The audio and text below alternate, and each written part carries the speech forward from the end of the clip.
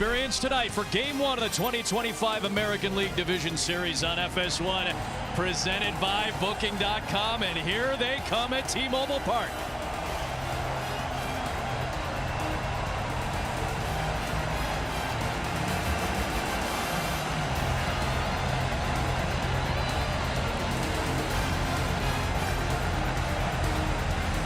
With all that, we welcome you inside the broadcast booth for what is sure to be an electric atmosphere tonight. Adam Amin with my tall World Series champion friends. Adam Wainwright, AJ Pierzynski, Tom Verducci is with us as well.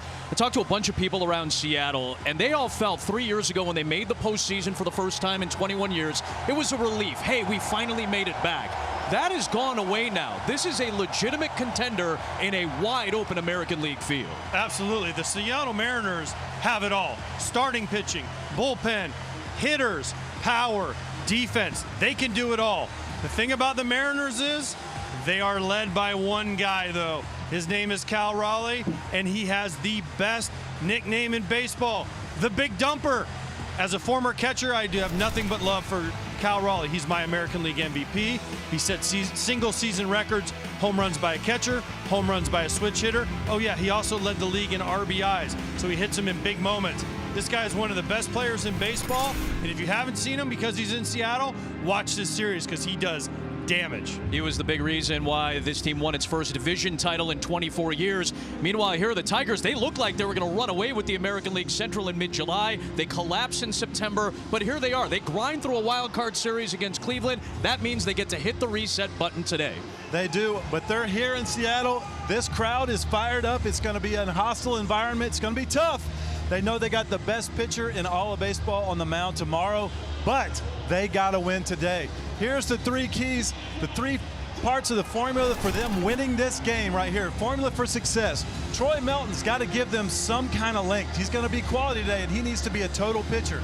Can't just be too reliant on his fastball. That team over there loves to hit the fastball. He's got to use his other pitches too. Also, he's got to keep the Mariners in the park.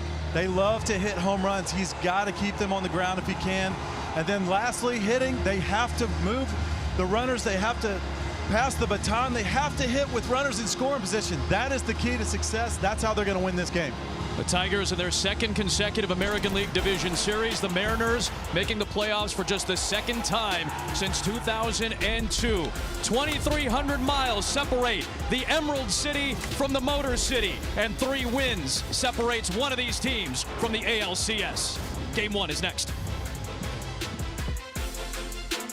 They have won their first American League West championship in 24 years after missing the playoffs each of the last 2 years by one measly game. The Mariners are back looking for their first Division Series win since October of 2001. A cool October night on a Saturday in Seattle. A look at tonight's same game parlay is available now on FanDuel. Let's check in with the fourth member of our team, the venerable Tom Verducci. Tom? Well, thanks, Adam. They call him Furious George. Such is the competitive nature of George Kirby. He's a guy who, with the help of mental skills coach Adam Bernero, a former pitcher for the Tigers, has learned how to control those emotions. In spring training, Kirby would sit in a tub full of ice water to learn breathing techniques to help him in moments just like this. George Kirby is a fastball pitcher who says he loves the postseason because it is an adrenaline rush. Look at this setting. It is made for the fast and furious. Pure adrenaline here in Seattle as Kirby takes the field.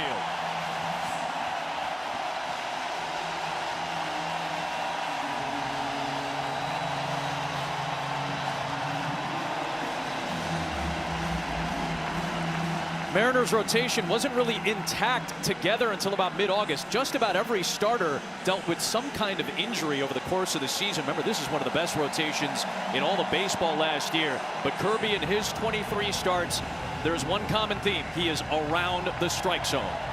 He is, and he's just like every other Mariners pitcher. They attack the zone, and he may be a fastball pitcher, but we're going to see a lot of curveballs, a lot of sliders today. He knows that that team over there in Detroit loves hitting fastballs.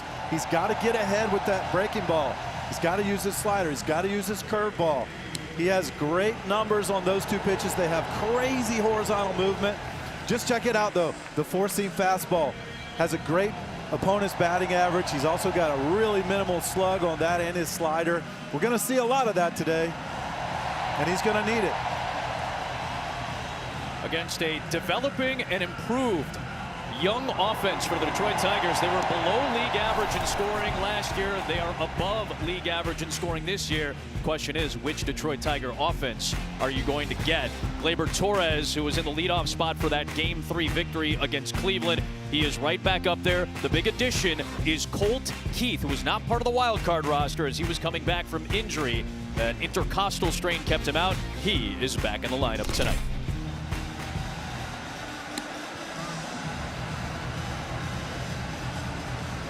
Seattle defensively in the top half of most metrics. Arozarena in left, Robles in right. Rodriguez is an excellent center fielder. Suarez returns. He's been the third baseman since the trade deadline. Crawford, a former Gold Glover, has played more games at short than any other Mariner ever. Polanco and Naylor, trade deadline acquisition on the right side. And last year's Platinum Glove winner Cal Raleigh, likely to be one of the finalists for the Gold Glove in the American League this year.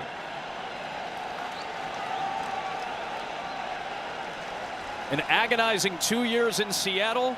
They make it back to the postseason with a division title in 2025. An agonizing finish for Detroit, but they're here in the division series, and away we go in Game 1. With ball one. Alex Tosi is calling balls and strikes tonight in his first career division series assignment.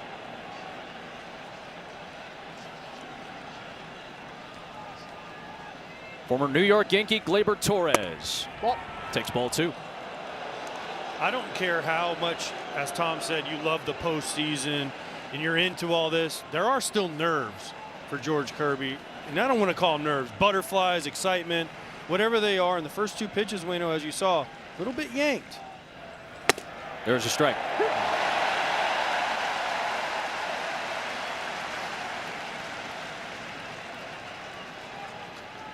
Torres, an all-star in his first season with the Detroit Tigers after 7 years with the New York Yankees. He's got more playoff experience than any other Detroit Tiger on the roster. This is his 49th career game. He waves and misses on a fastball. It's 2-2. You see the power this guy has. He can run it up there, man. He's going to touch 98, maybe even 99 miles an hour today. He's got a little playoff adrenaline pump going. Listen to this crowd. 2-2.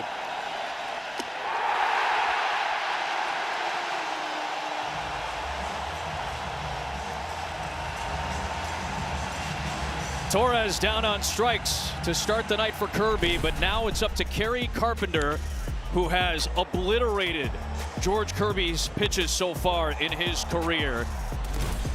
Kirby has an ERA better than 7 against the Tigers in his career in 6 starts. Part of that is Kerry Carpenter's 4 home runs and 8 at-bats. And Carpenter takes ball one. And only hits he has are home runs. It's crazy, and they're off different pitches. Most of them are down the middle, up, down, but down the middle, he sees George Kirby very well. No breaking balls, though, AJ, on that list. There's a breaking ball, strikes on the swing, on the slider. I think we're going to see him flood this Detroit Tigers team with breaking balls today. I think he's going to throw an array of them. I think he's going to be relentless with that pitch. Especially if you have a guy like this that has 4 home runs off of you, you have to show him a different look. That slider was the second best Kirby strikeout pitch this year behind the fastball. Carpenter fouls it away, and it's 1-2.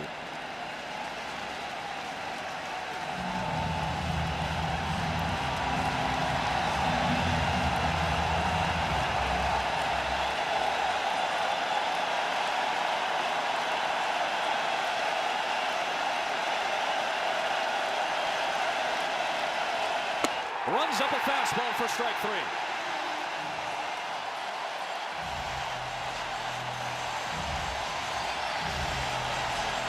Wayno, I know you said that the Tigers can hit fastballs, but if they're going to swing at them up here, above the belt like that one to Torres and this one to Carpenter, it could be a long day for these Tigers because you cannot hit 99 above the belt. Not 99. You got to make them throw it a little bit down.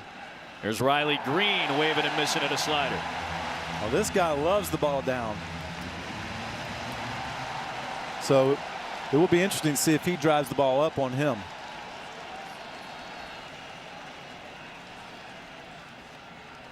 Green loops one towards right center field. That will get down for a base hit on his first curveball of the game.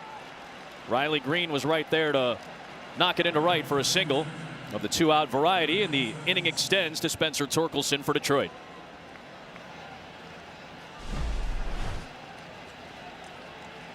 Little breaking ball. Riley Green might have broken his bat right off the end of the bat, but your first at bat in a playoff series, that is a nice way to get it going. And somebody the Tigers need. Yeah. Because he really struggled down the stretch. There is Torkelson. He'll take ball one upstairs. Tied a career high this year with 31 home runs.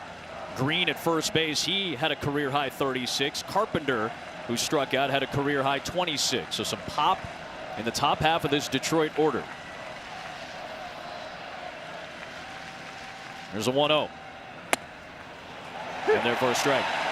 Ooh, that's tough right there.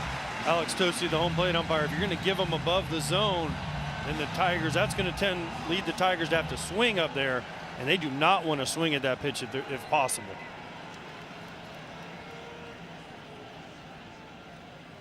Home with a 1-1 Kirby. Upstairs to Torkelson. Had a couple of hits in the wild card series. Did strike out 5 times, but had a couple of RBIs as well. In each of the victories for Detroit, they won game 1, lost game 2 to Cleveland, and then had the explosion late to clinch it in game 3 on the road against their division rival. Breaking ball is swung on and missed, and a chance to finish off the frame.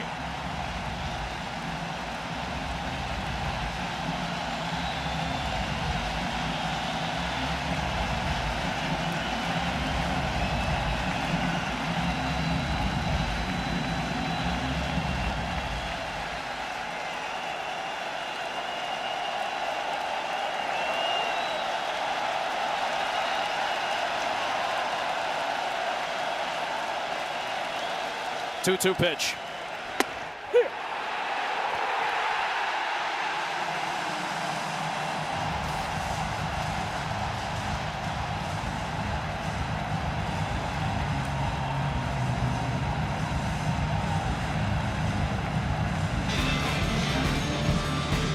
It'll get started for Seattle with Randy Arozarena, Cal Raleigh, and Julio Rodriguez. What is part of a very impressive Seattle offense, which finally took the turn this year after years of clamoring to try to help out the offense. This was a much improved offensive team, from below average to 10th in scoring from last year to this year. They're pretty home run dependent. Only the Yankees and Dodgers hit more home runs. About half of Seattle's runs came from the home run ball.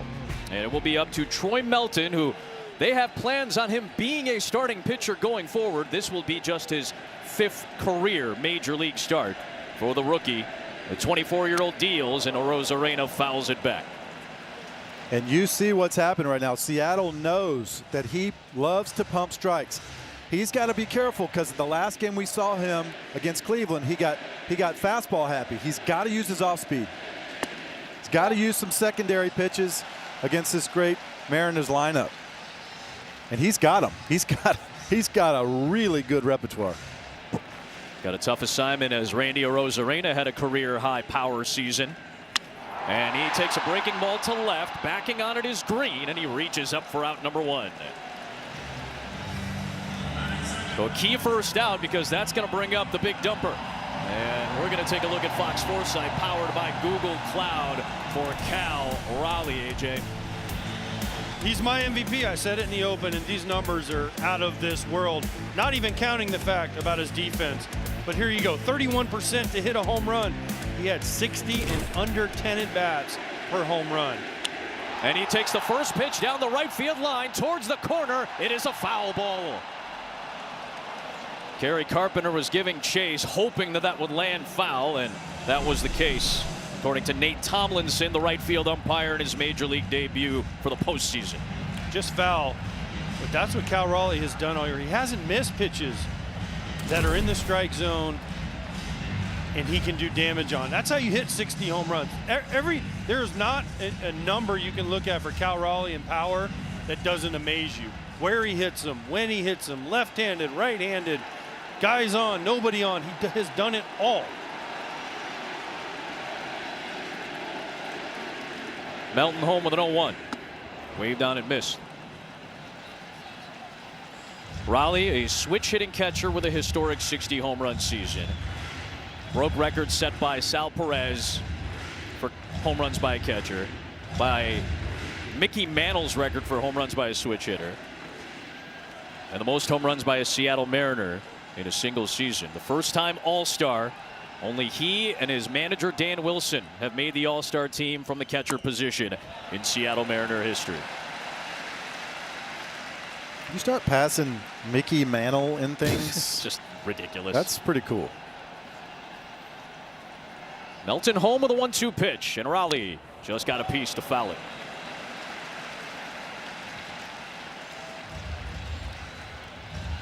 Had a strong close to the season as well. Took a little bit of a tailspin after the All-Star break, did Raleigh. Still had the power numbers, but he hit almost 280 in September. 1-2. Hard hit ball into center field, a base hit.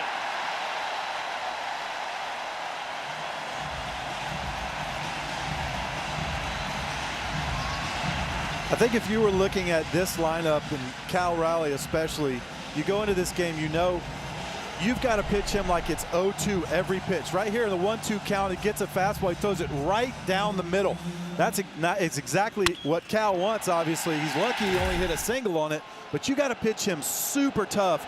Strike to ball, strike to ball, strike to ball, and ball to strike. Never anything in the middle. Rodriguez chops it to third, grabbed by McKinstry, throw to second, Torres digs it out, relay to first is not in time. Rodriguez, one of the fastest Seattle Mariners, is able to beat it out and keep the inning alive. I'll say this for what you just said, Wayno, about Cal Raleigh. They're glad it was only a single, because those are the pitches that he hit out of the park about 60 times this year. Absolutely. This is a really nice play by McKinstry. Gets the short hop and a great turn by Gleyber Torres at second to make this close. And Julio just beats it out. So the reach by Torkelson. Melton was hoping, but he'll have to fight through Josh Naylor, one of the great trade deadline acquisitions in all of Major League Baseball this year. A former Cleveland Guardian, was with the Arizona Diamondbacks to begin this season. Got traded a week before the deadline to Seattle, and those were his numbers in 54 games. He closed out the year strong on a 12-game hit streak. I look for him to have a great postseason. That demeanor he has, AJ, he's just as cool as the underside of the pillow, isn't he? Well, this guy brings a presence. Not only is his shoe game the best shoe game I've ever seen. He's got tons of them. But his demeanor, his calmness, in his whole career, he's done nothing but get huge hits. I couldn't pull those shoes off. I'm a Jordan guy. I'm 11. Jordan 11s is what he's wearing. But I couldn't do all the rhinestones, I don't think. He's got 150 pairs of shoes, of cleats maybe you in the can locker ask, room. Maybe you guys can ask to borrow them and see if you like them. Let's give it a shot. 2-0 pitch is outside, and it's 3-0. He does. He has 150 pairs. So he's got some to spare for both of you guys, is what you're saying. He's got a few. Maybe not 150 pairs of those, though. 28-year-old from Mississauga, Ontario, Canada. Will take all the way, and it is a 4-pitch walk to push Rodriguez into scoring position.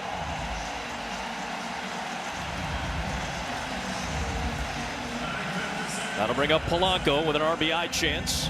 You see Baez and Rodriguez hanging out at second. This is a big opportunity for Troy Melton, the 24-year-old who came up as a high school catcher in Anaheim, California. Just made his major league debut shy of 3 months ago.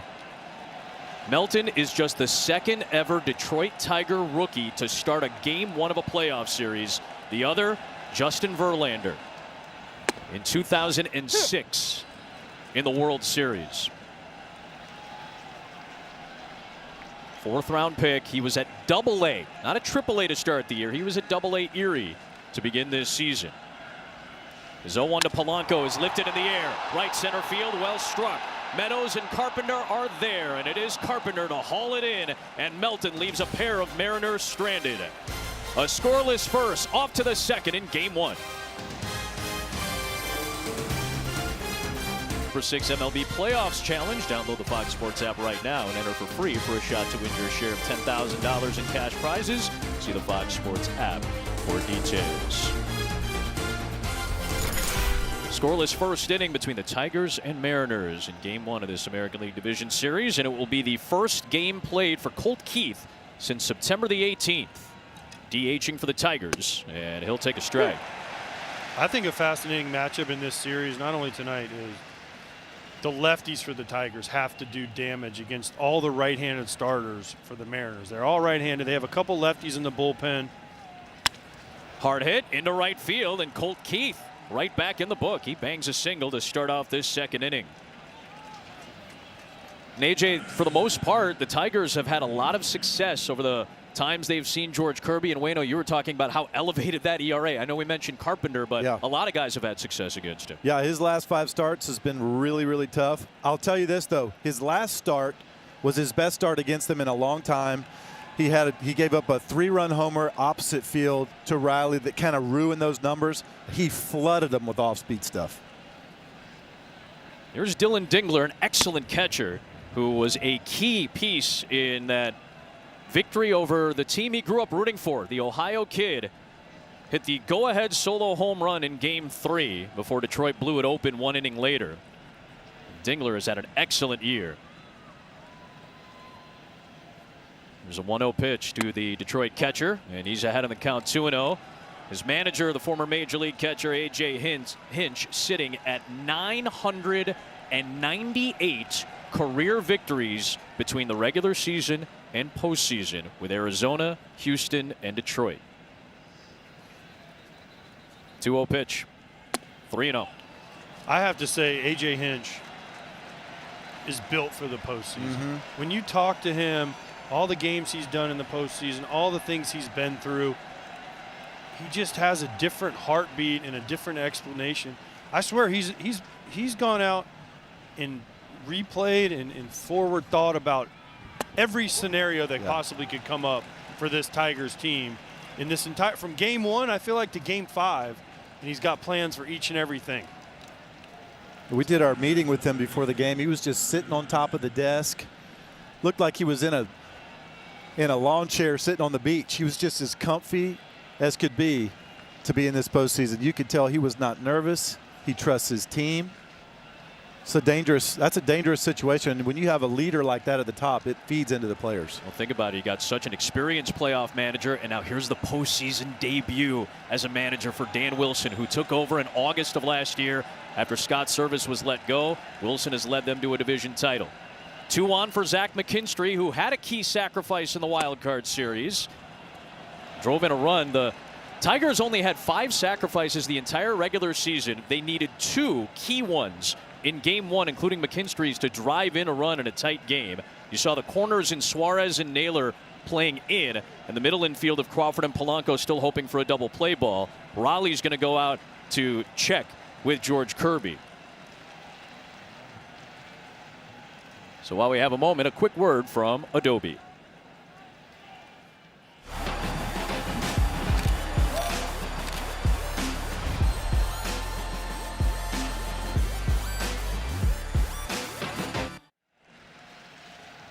Tom Verducci is down on the field. What did you notice from that first inning from George Kirby, Tom? Well, that was a new level of furious George. He averages 96.7 in the first inning, but tonight, 98.5.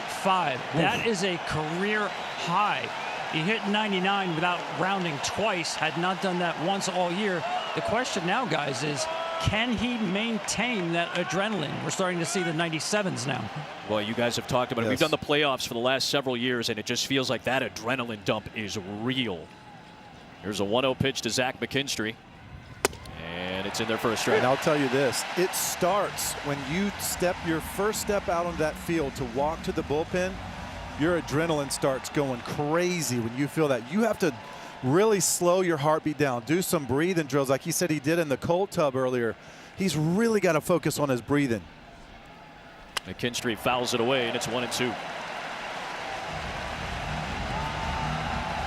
It is so easy when you go out in that first inning to have your adrenaline dump all the way out. You have to really control that in these big moments.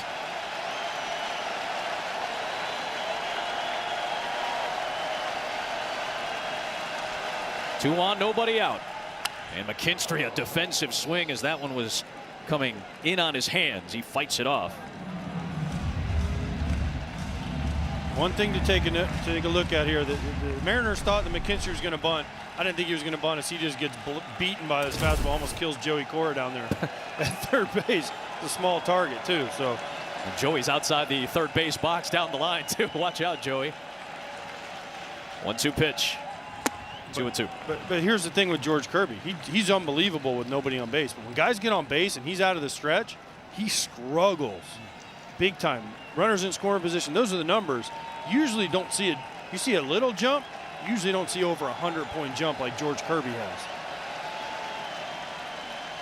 Another 2-2 to McKinstry. It is waved down and missed. He used the slider that time.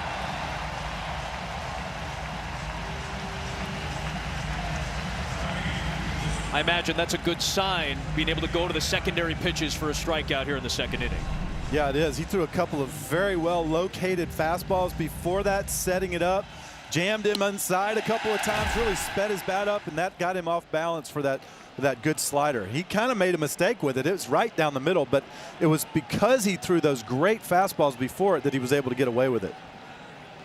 And now Javi Baez has 2 on and 1 out.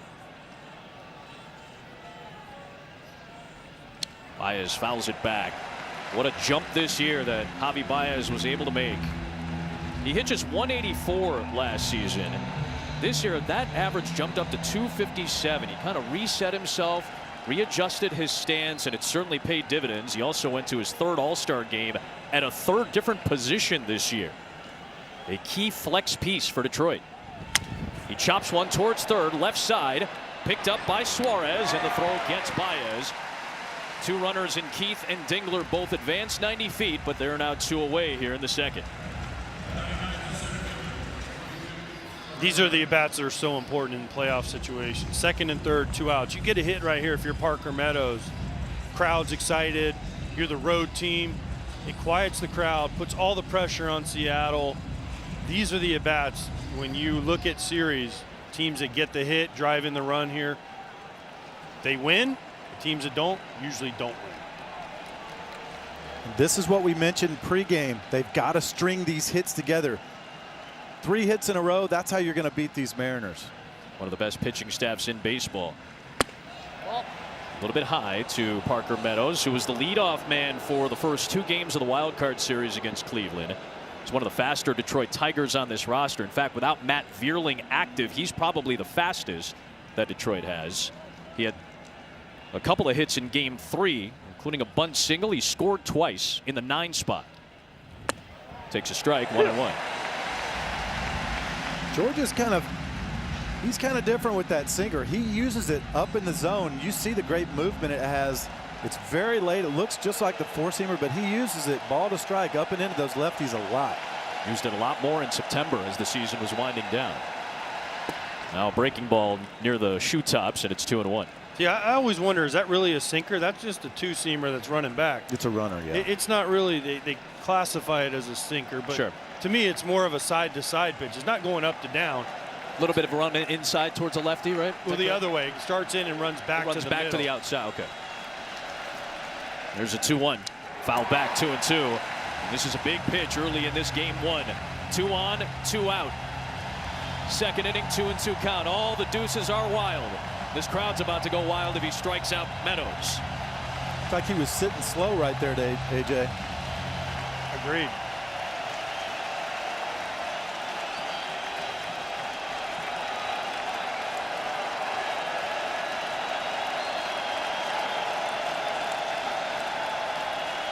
Kirby to Meadows. 2-2 delivery on the way.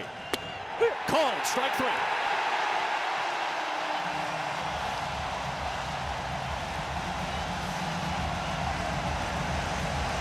Now it's Kirby who leaves a pair stranded. Already 3 Tigers left on base by Furious George.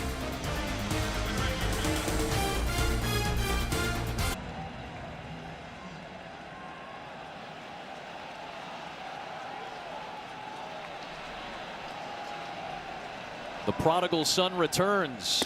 Eugenio Suarez, a fan favorite who was part of that 2022 playoff run, is back in Seattle, disagreeing with that first strike called from Alex Tosi behind the plate. That flips the at bat, and it's 1-1 on Suarez, who had a phenomenal year between Arizona and Seattle. Did tail off towards the end of the season with Seattle, but finished top 5 in homers and top 4 in RBIs in all of Major League Baseball. He's ahead of the count, 2-1. There is the umpiring crew. Tosi his first division series assignment. Tomlinson his first ever playoff game. John Tumpain his 8th playoff assignment. Back to Melton. He fields it cleanly and underhands it to retire Suarez, 1 down. Wait, I got to know. Why do all pitchers, when they field these, they run over there and flip them? Can we not just step and throw? Pitchers are supposed to be athletes. So I know, but so many of these guys are so geared to throwing it 100 miles an hour like this fella. You'd rather him run over there and underhand it than try to go something slow. It's hard to do that for guys who throw really hard for whatever reason. If you can have time to do it, that's the better play. There's Dominic Canzone. Cool moment right here between Canzone and the man who's catching the pitches from Melton. Canzone had an excellent year grinding through a couple of rough patches. And behind the plate is his former Ohio State teammate. A little half-hearted chop swing for a foul. It's 0-2. This has got to be a very fun time for these two guys who are each co-captains at Ohio State together, separated by just a couple of years. And right before the first at bat, how cool is this? Getting to hang out in the playoffs together? Are you kidding me? All right, now Canzone goes down on a 97-mile-an-hour fastball that kept on looking at Melton after that. First strikeout in the postseason for the right-hander. He looks different in the 2nd inning. Well, something to consider about this. I want you to watch.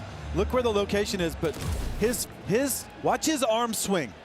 His arm, he's got a very short arm. It's real quick. The fastball gets on you. Oh, wow. Yeah, you can really see it. Just to look at his elbow, it's like a snap almost going forward. He just brings it straight up. Watch it. There's no big loop in there. It's just, it's up and it's out really, really quick. And he gets down the mound well. Victor Robles takes a close pitch, 1-1. Well, that's because he was a former catcher. That's right. I think that's exactly right. Catchers are taught short arm swings right to your ear and let it eat. That's kind of how he throws. Reminds me of Jason Mott. Lucas Giolito has a real short one that he changed. Yeah, that's also it's really helped a lot of guys control their stuff better, get a little velo, little deception. There's no exact right way to throw a ball. That's what I love about Major League Baseball and pitchers. Everybody's different. This short arm works for Melton though. The Newport Beach, California native brings home a 2-2. And it's low on a slider. Robles did not bite. And the count runs full on a man who's playing his first postseason game since winning the 2019 World Series in Game 7 with the Washington Nationals. Robles fouls it back. Don't you think Melton looks different in the 2nd inning? Much more calm, much more under control. You mentioned the adrenaline. Well, he got through the first, a couple guys left on. That first 0 is so important.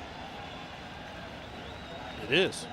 Payoff pitch, and he gets a swing and a miss on a fastball. Couple of them to get Canzone and Robles back to back. A 1-2-3 Melton frame. To the 3rd we go.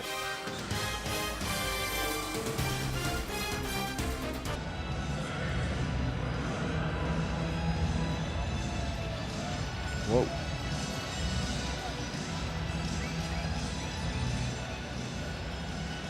Your team, your players, your postseason. Follow all the postseason action on the MLB app, the #1 app for live baseball. Witch's Brew being put together out in this crowd. One of the fun stories in Seattle this year.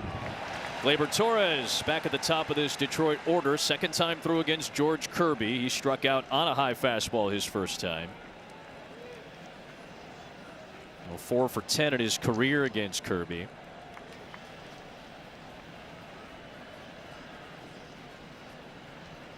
As we mentioned, just about everybody in the Seattle rotation dealt with some kind of injury at some point this year. A lot of thought that maybe Brian Wu, who felt like overall the best pitcher in the rotation for Seattle this year, could start game one, but he's dealing with a pec injury. There's a fastball upstairs again, and it's 1-2. Wu was left off the ALDS roster, so Kirby gets the call here in game one, and he's already got 5 punch-outs.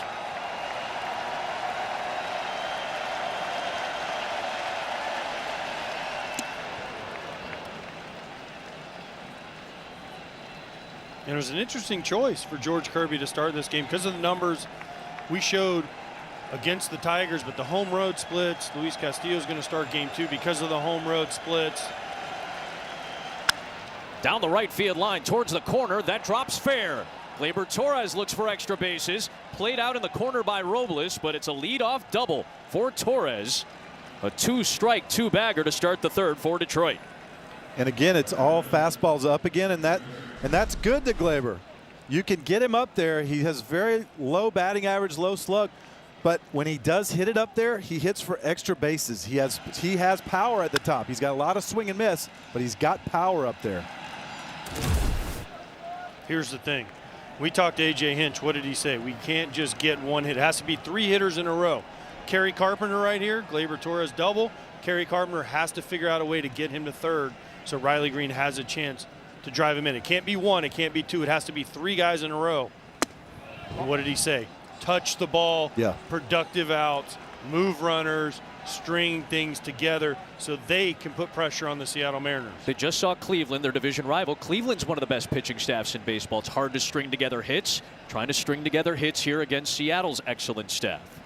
Waved on and missed by Carpenter. It's 1-1.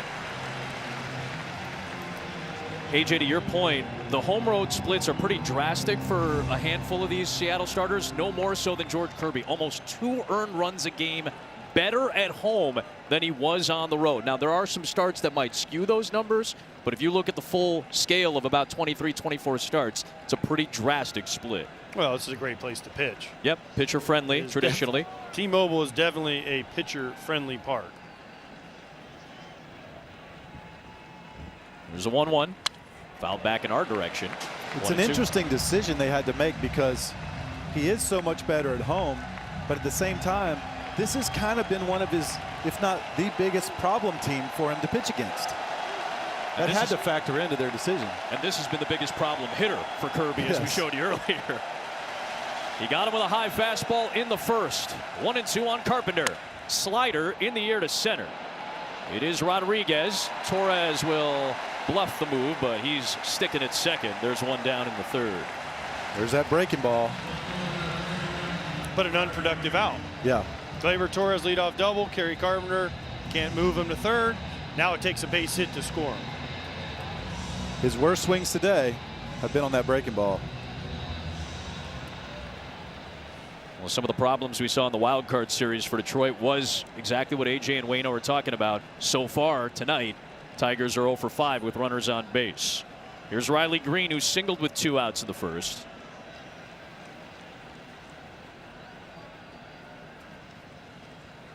Upstairs for ball 1. I think the next step for George is to learn that bottom of the zone as well. He works the top so well. But if he could throw that good breaking ball and that sinker down every now and then just to change planes, it would make him take off, I think.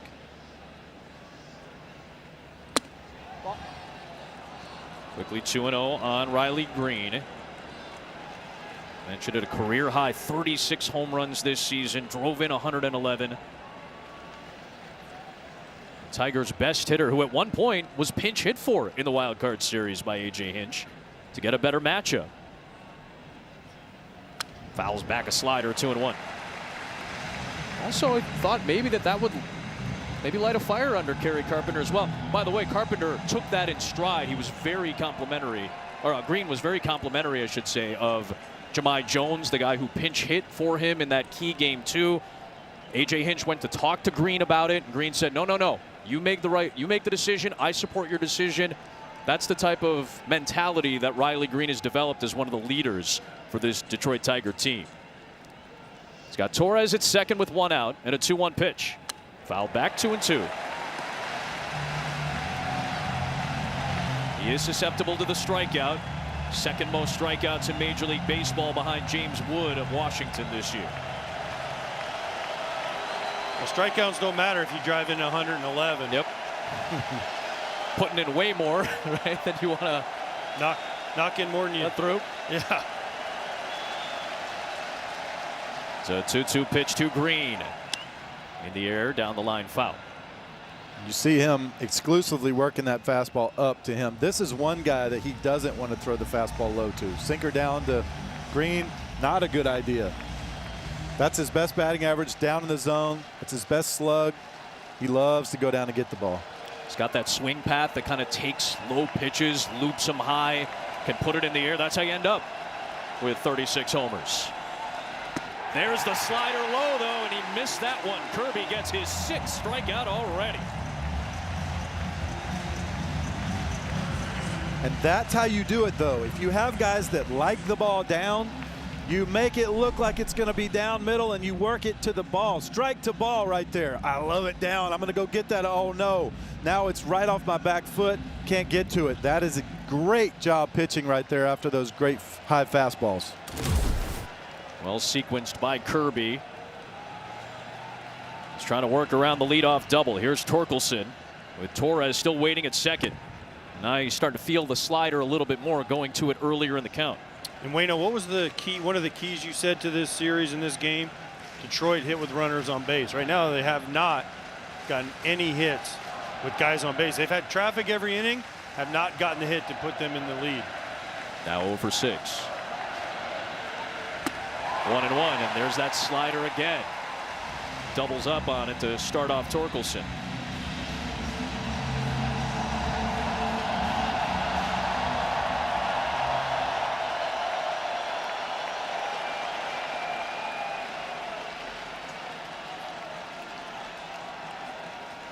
Almost like when Sam Darnold's on offense, they see Kirby going up to the pitch count and goes, all right, let's quiet down now.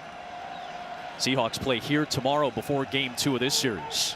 Fouled back, and it's 1-2, and a chance to leave Gleyber Torres stranded in scoring position. Trying to muscle his way out of another early jam.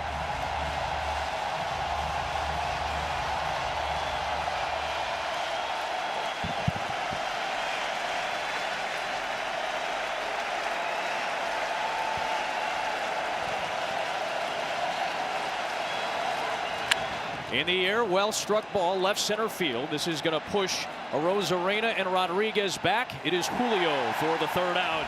And after the leadoff double, Kirby leaves Torres sitting at second. And as the Mariners come to bat, it'll be Cal Raleigh coming up 3rd, the 60 home run star.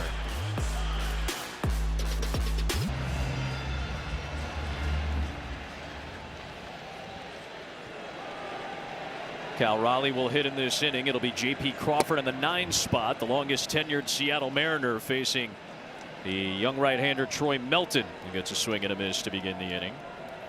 A couple of strikeouts to finish off the 2nd for Melton, and he's quickly ahead of Crawford, 0-2. Settled in nicely after some traffic in the 1st inning. Went 1-2-3 in the 2nd with a couple of fastballs to get swings and misses from Canzone and Robles. JP's very susceptible to that fastball at the top. Breaking ball to lower the eye level on the slider. 1 ball and 2 strikes. We'll see where Dingler will set up this time.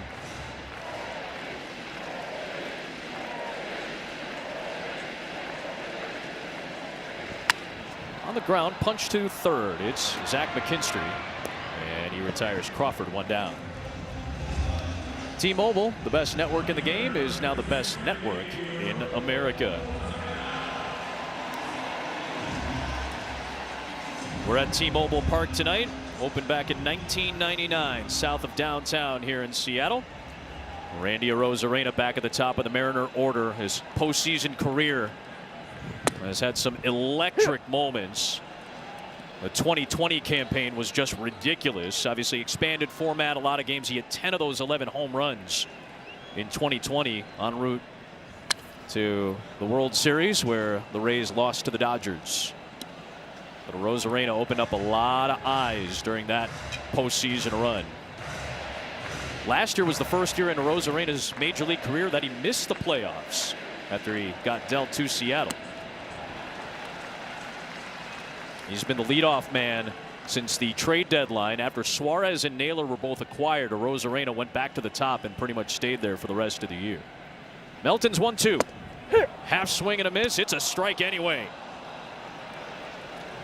3 Ks for Troy Melton. 2 up and 2 down. And here comes Cal Raleigh, the big dumper. We mentioned it earlier in this evening.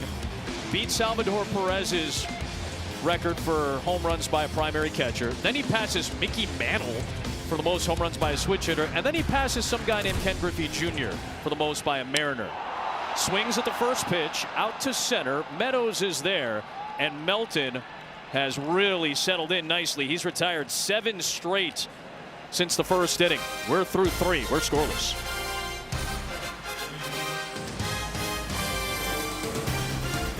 On the road, I dare say it looks like he's having fun. What do you see, and how long can you ride him? You know, he's doing a great job of settling in. The first inning was really important. They put pressure on him. They came out. This environment's big.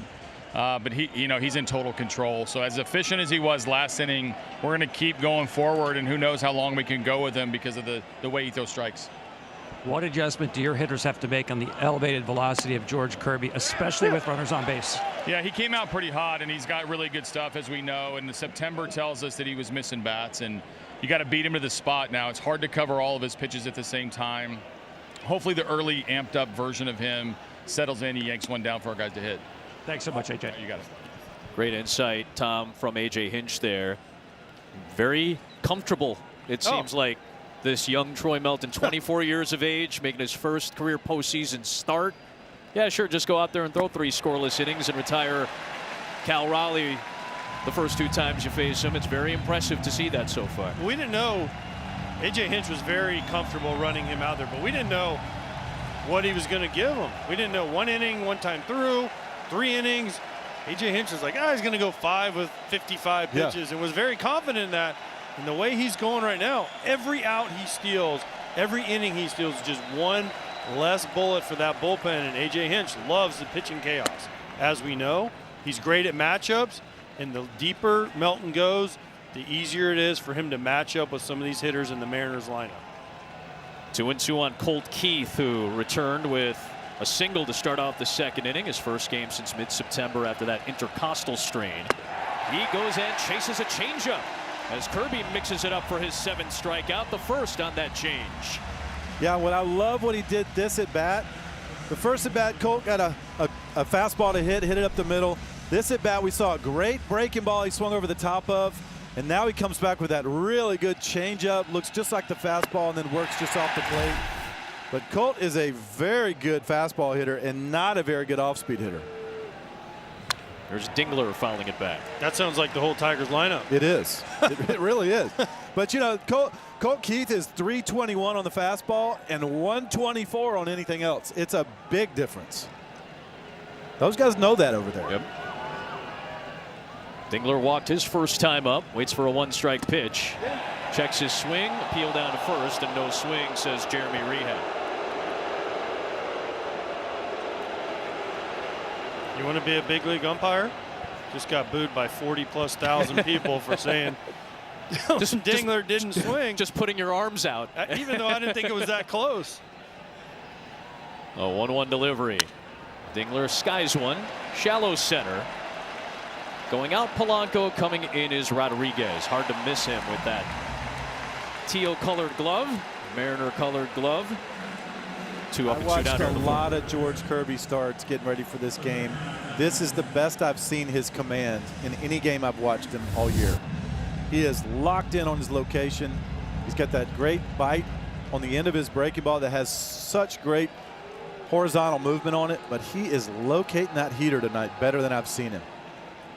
Here's McKinstry. He'll take a strike. Remember that, as we said, Kirby's typically around the strike zone. This was a guy who set a major league record by starting a game with 24 consecutive strikes. That's just one example of how often he is around the zone.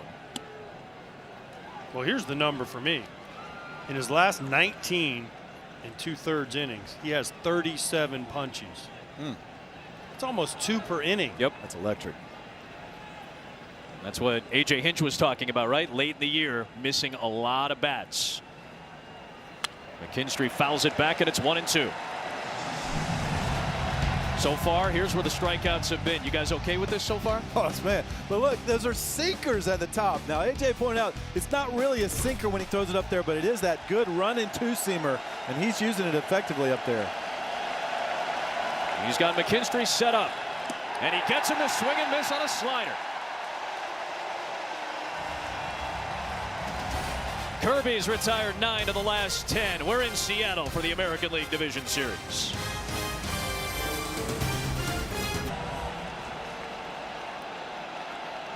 If you're flipping over after the Dodgers take down the Philadelphia Phillies in Game 1, 5-3, Adam Amin, Adam Wainwright, A.J. Pierzynski, Tom Verducci, the wonderful women and men of our Fox Sports crew hanging out in Seattle. Julio Rodriguez in the heart of the Mariner order. They lead things off here in the bottom of the fourth against the 24-year-old Troy Melton, who gets the call in Game 1 for the Tigers, who worked their way out of the wild card series, taking on the American League West champion Mariners. And Melton so far has been excellent. He's retired the last 7 he's faced after some traffic in the first. He's been fantastic. Once he got out of that first inning, he has been dominant. Multiple pitches, multiple locations. Clips the corner that time. Throwing pitches like that at 97. Ooh. And it's up and it's down. Like you said, changing speeds. He's being that total pitcher that they needed him to be. That's what A.J. wanted. Rodriguez into center field, backing his Meadows at the wall. Julio Rodriguez strikes first for Seattle. It's 1-0.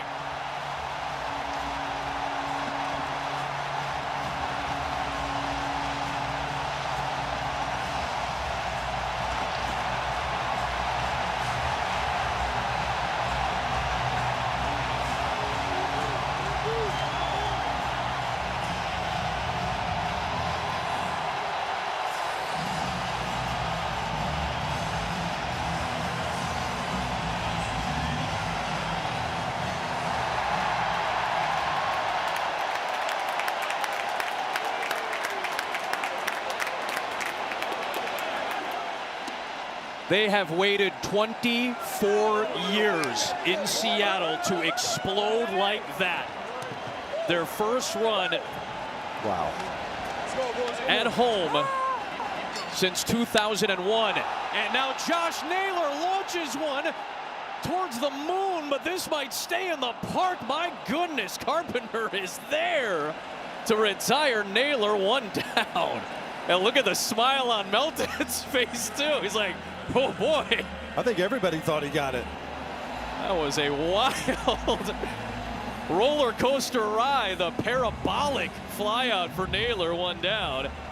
And it's 1-0 Seattle on that Rodriguez blast to center.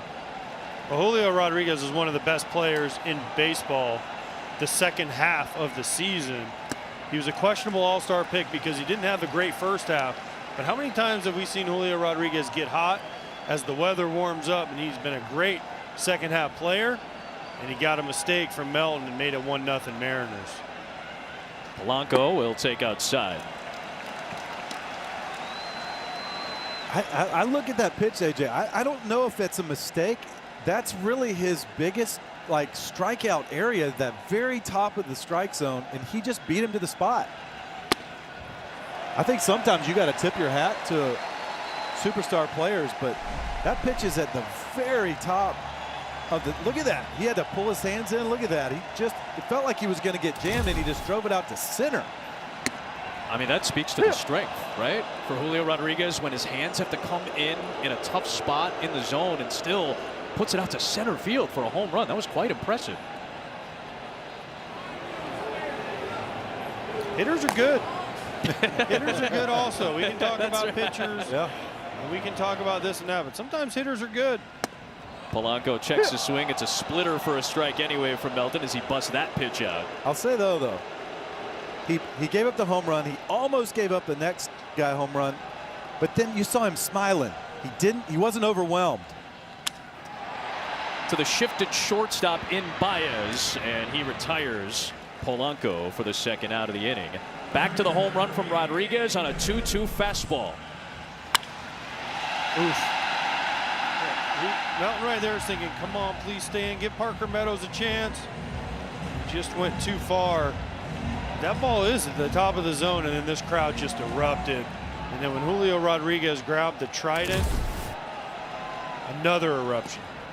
I mean, wouldn't you say that is just such a great, to be able to keep your hands inside through the ball and use the big part of the field here in Seattle? That's not an easy thing to do, to go center field here. It is not, but he is one of the best players in the game for a reason. Suarez fouls it back, 1-1. He delivers Seattle's first home playoff run in nearly a quarter century. Remember, the one home playoff game that Seattle got to play in 2022 was an epic game.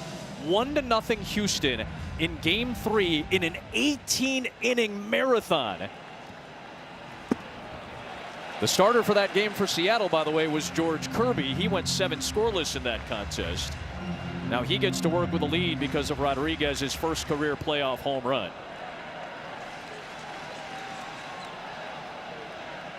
2-1. 3-1. What did A.J. Hinch tell us how the Tigers beat the Mariners? Can't let them hit home runs. And they are home run dependent as anybody in baseball. The key is you give up one solo one, you can survive. You can't give up 2. Suarez pops it up into foul territory. Home runs play in the postseason. We all know that. And if you can't generate the home runs, you have to do what you guys have talked about with Detroit, right? To string hits together, which just seems a little harder to do when you're facing the top of the line pitching that you're going to see in the postseason.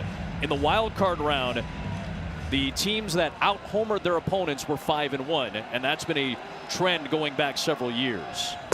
Suarez waves and misses. Melton settles back in to retire the rest of the side in order after Julio Rodriguez bringing those hands in and still flexing it out to center field, bringing this crowd to life. 1-0 to the 5th in Game 1 from Seattle in the American League Division Series. It's out to center field, gets a huge ovation from the crowd just to the right of straightaway. Acknowledges that crowd that has grown to love him since he got up to the big leagues and won American League Rookie of the Year 3 years ago. Melton with an excellent 4 innings, all things considered, especially when you only give up 1 run against the top half of a very good Seattle lineup. I was very impressed with him today. Stuff was great. He was exactly what they needed him to be. He was using all of his pitches, and he didn't get overwhelmed in that big moment where they started to get some momentum on the Mariners side. He kept making pitches. That was huge. Javier Baez flips one out to right. Robles is there and leaps to make the catch. One down here in the 5th. That's 10 of 11 retired now by George Kirby, who gets to work with a lead. Melton looks like he might be perhaps done. Well, but we don't know for sure. No, but they have a pocket. Canzone, Robles, Crawford. Yeah, Brant Herter, the left-hander, loosening up. Two of 3 lefties. So you would think A.J. Hinch is saying, listen, great job, kid. Let's try and score you some runs. And we got a pocket of lefties coming up. We can match up pretty well here. Meadows, the 9-hitter, takes inside.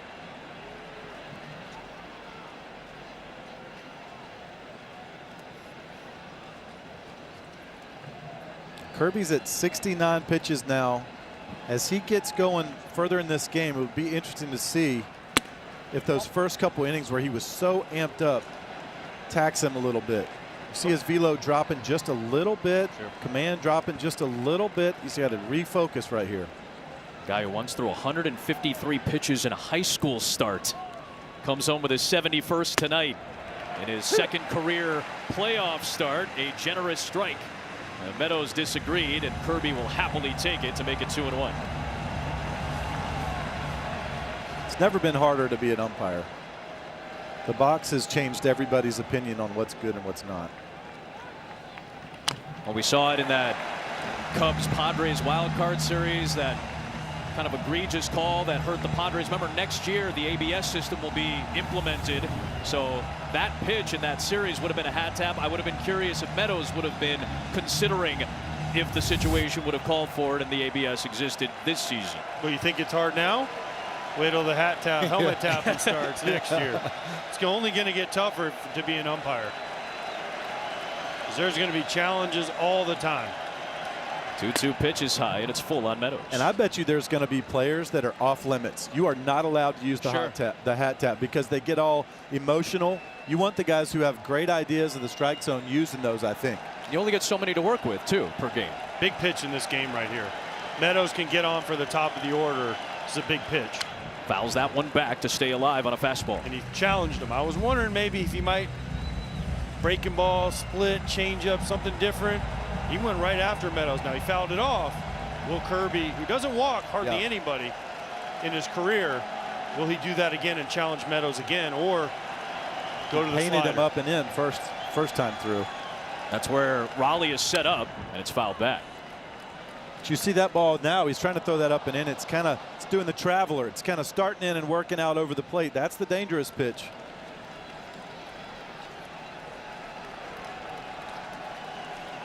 Kirby twice led Major League Baseball in strikeout to walk ratio. His payoff pitch is a breaking ball. Loop to right. That's going to drop in front of Robles for a base hit.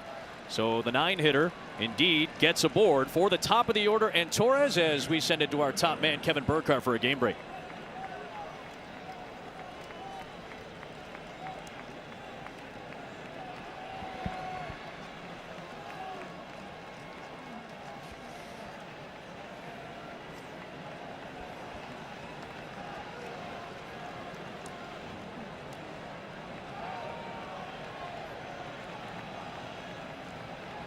So the defending champions are in front on the road.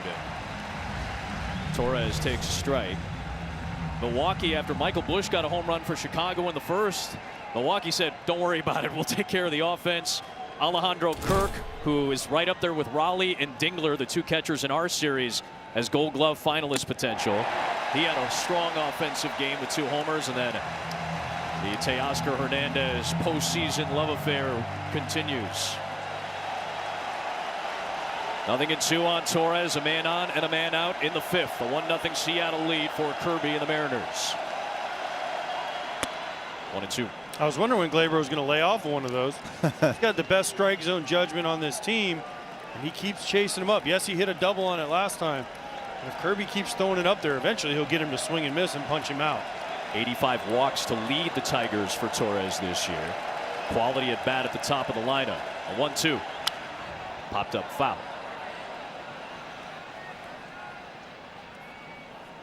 See, he needs to throw that about 6 inches higher, and he'll miss it. That one's close enough where he can get to it. If you throw that 6 inches higher, he'll swing underneath it. You say 6 inches higher. Is that what he's going now? If I was George Kirby, I'd just keep throwing it up there until he takes another one. I think he's got that breaking ball wide open now, down and away. But see, I don't think Gleyber will swing at it.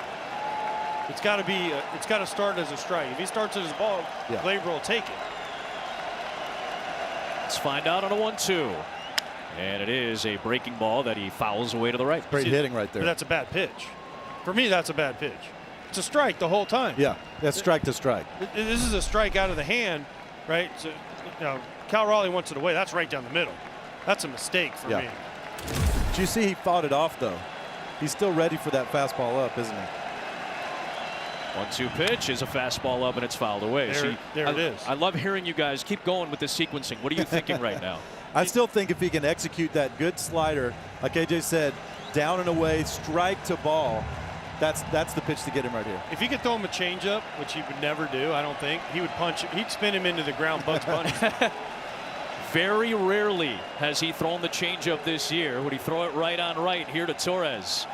1-2 is a fastball that saws him off. It's bounced to first, grabbed by Naylor, walked to the bag for the second out. On to second base in scoring position goes Parker Meadows. And that will bring up Kerry Carpenter with a man in scoring position and 2 down. This is the old jam sandwich right there. Sounds delicious. Not if you're a hitter, it doesn't. Whoa. Yeah, coming right into your kitchen there. / living room if you're watching at home. Bob Gibson used to say in big moments he loved making the bat shorter. Right there, he just made the bat really, really short. Not a lot of room there. 37 miles an hour exit velo. That ball, if Josh Naylor doesn't pick it up, doesn't even get to the infield dirt. Perfectly safe. While we got a moment, a quick word from Capital One. What's been the highlight of your career? And that'd have to be Bank guy. I've always been passionate about no fees or minimums on checking accounts. What's in your wallet? Tom Verducci carried Carpenter to the plate against Kirby here. Yeah, interesting mound visit with the base open. You guys mentioned the history between the two. Green on deck has been vulnerable to that high fastball. Interesting choice here for Kirby. How aggressive to be with Carpenter. Not tonight. I don't pitch around him, Tom. Kirby's been too good, and he's been able to locate that ball up.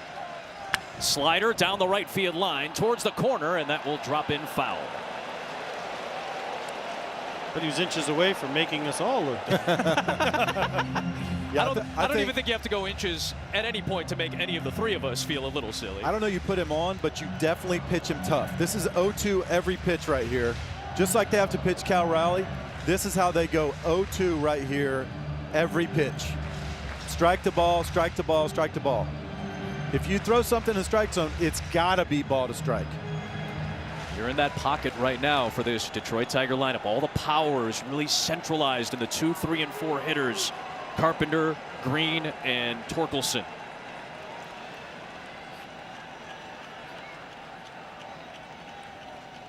A 1 is a close pitch that goes Kirby's way.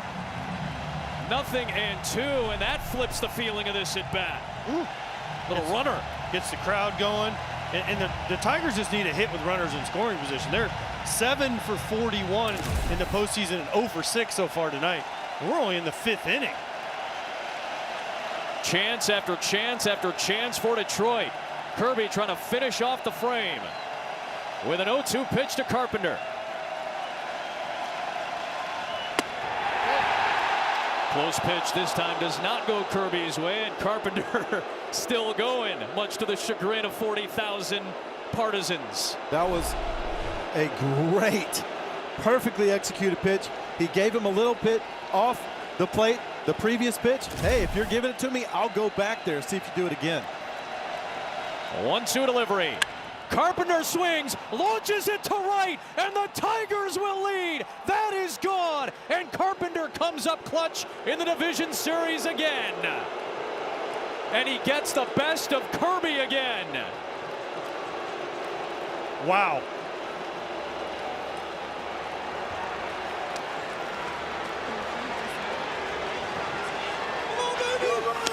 Numbers against Kirby in his career. When he swings and makes contact, he does not get cheated. 2-1 Tigers. Didn't get it in. Yep. First of all, 3 heaters in a row trying to go to the same spot. Kerry Carpenter made the adjustment. That one didn't get in. That one didn't come back. Here's Green. And you know, as a hitter, when somebody throws one in on you and then they try to come in and leave it over the plate, it just looks right down. It looks just so neat. Look at that. He knows it right away. In towards center field, Rodriguez coming. He has to speed up, and it's going to fall down. It's a base hit for Riley Green. Rodriguez maybe trying to get a read on it, was turning on the jets to try to catch up to it as it drops down for a 2-out single. Back to the 2-run shot from Carpenter. Well, Tom Verducci said, would you question pitching around him? Maybe you should have. But that ball, that's a great view. That is an incredible view by our crew in the umpire camp. Carpenter knew it. Kirby knew it. Big hit for the Tigers. There's Torkelson taking a strike. Man, it was Kerry Carpenter in Game 2 of the Division Series last year that helped flip a game when he homered off of Emmanuel Clase in that series for his first career playoff shot. This one gives the Detroit Tigers the lead on the road here in Game 1 in the 5th. Isn't it amazing, though? We just throw out all these numbers about how they're struggling, men in scoring position, this, that. One swing flips the entire game. The pressure goes from on the Tigers to score to now it's all on the Mariners, and the fans know it. That's why you hear boos. This crowd is completely different. This time, Rehak says he went around. It's 1-2 on Torkelson. That's that nasty breaking ball right there. I would have liked to have seen him. Now, hindsight's 20/20, obviously, but he didn't give him a chance to chase one of those back foot sliders like he had thrown earlier, but he got the bad swing on.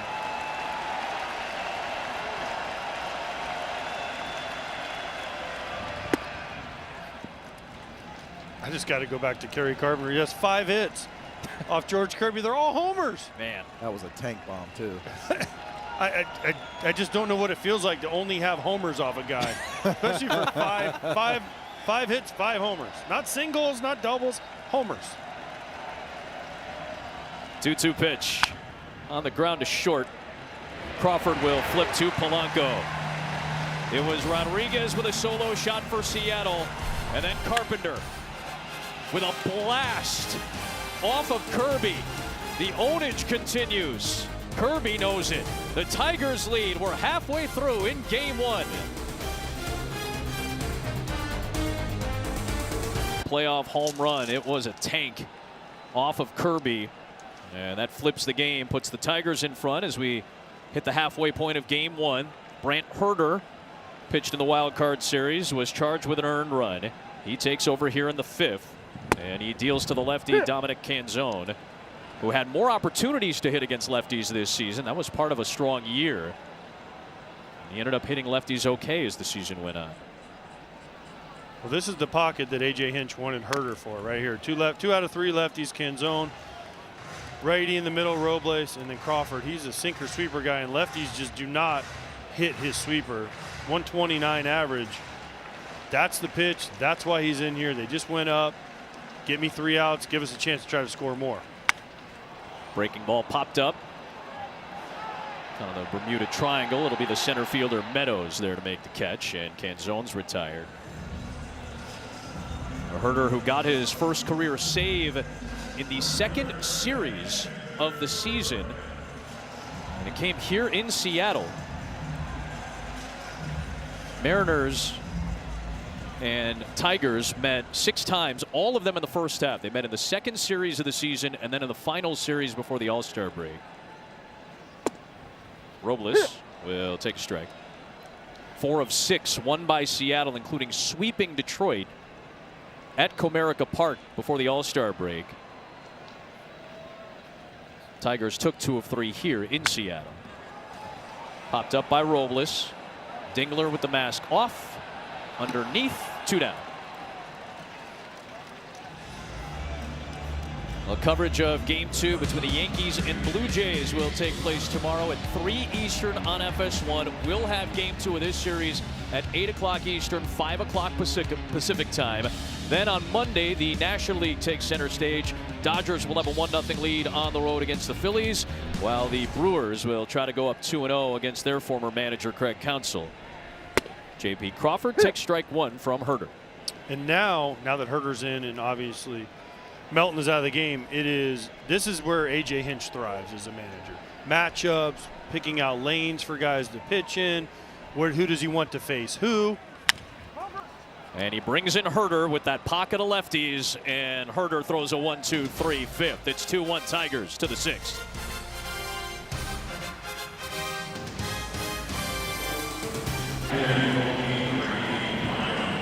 All things considered, still one of the better starts that George Kirby has ever had against the Tigers. 5 innings, just the 2-run Kerry Carpenter homer and the 8 strikeouts. The Tigers have the lead to the 6th. It is Caleb Ferguson, the left-hander, into the game for Seattle. And Jahmai Jones will pinch hit for Colt Keith. And Jahmai Jones, a very good year against left-handed pitching.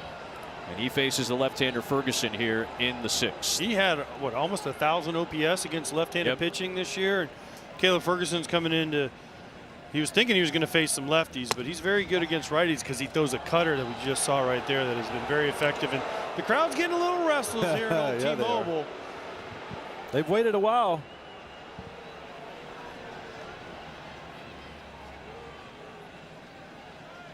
Jones will take a strike, and it's 2-1. They want it so bad in this city right now for this great Mariner team. Best team they've had in a quarter century since the 116 win Mariners of 2001. Jones Sitting at 2-2. He had 7 pinch hits this year. It's a spot he's comfortable stepping into. He did it for Riley Green in the wild card series. 970 OPS, and all 7 of his homers against left-handed pitching. That's why he's on the roster. That's why he's on this team.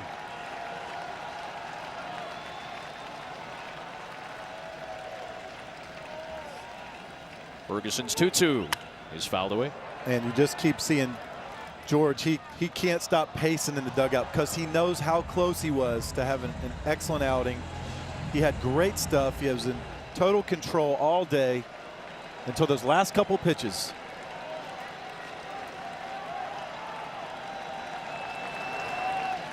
Two again. Count runs full.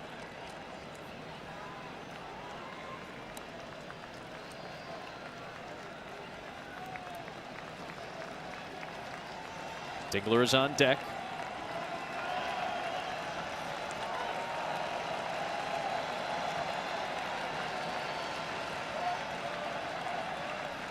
Seventh pitch coming to Jahmai Jones.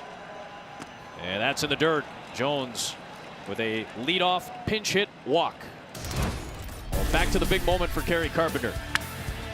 Yeah, that was 110 off the bat, that foul ball right there. Got some generous strike call there at the top. Just, that was the only one out where he could get extension out over the plate, wasn't it, AJ? That's the highest one, but that was the first one that really gave him a chance to get extended out there, and it was 3 fastballs in a row. Well, what do all those home runs have in common? They're all right down the middle, in and out. They're none of them are in, none of them are out. They're all in the middle third. Now they're down, up, middle. But the pitches that he was able to get Kerry Carpenter his first 2 at-bats on were in and down, but mostly they were not in the middle. Cannot throw it, if you're George Kirby, middle. And I'll tell you, it's the games where you have your best stuff and you let it slip away. Those are the ones that keep you up at night more than the ones that you just don't have it. When you know you were so close, 1 pitch away. He was 1 pitch away. He'll remember that for a while.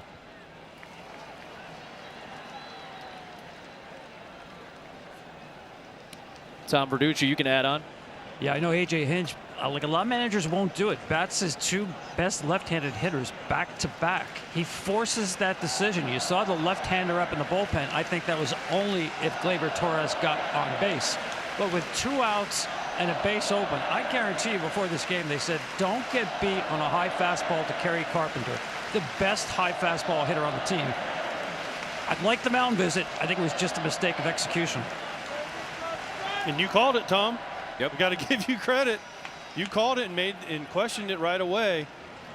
Looking back is always easy, but it was more about execution, like you said, than it was selection.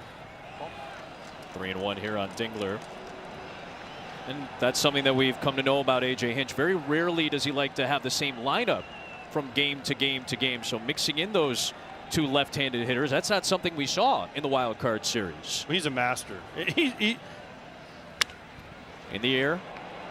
Going out is the second baseman in Polanco, and that's going to fall between he and Robles. They still have a force at second, and they will get it.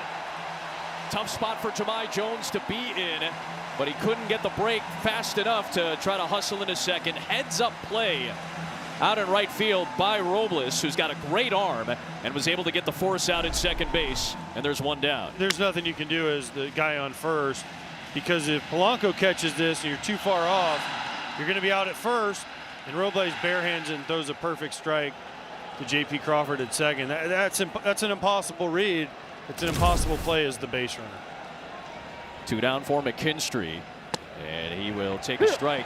Polanco kind of overran the ball. Nice play by Robles to recover. 1 out, beg your pardon. I think I said 2. 1 down.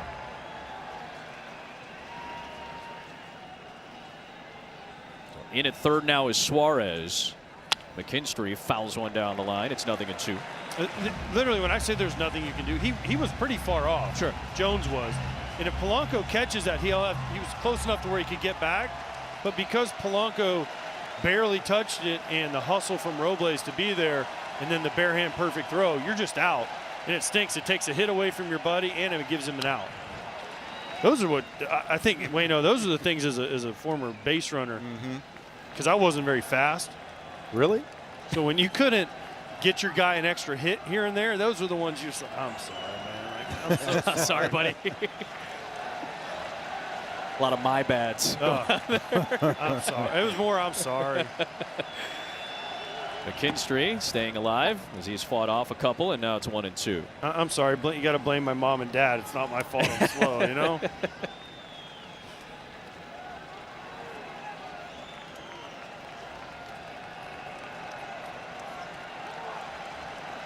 Tension still in the air here in Seattle. Here's a 1-2 pitch from Ferguson to McKinstry. Off the end of the bat, flipped out towards Julio Rodriguez. And he's got it for the second out.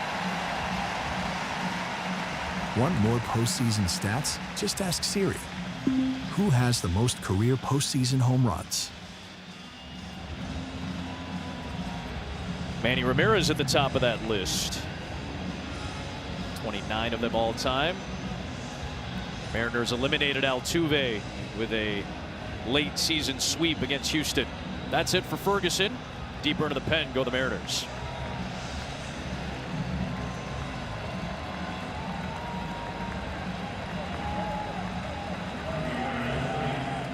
To play this great game. To learn more, including how to find a league near you, playball.org, and follow Playball on X, Facebook, and Instagram.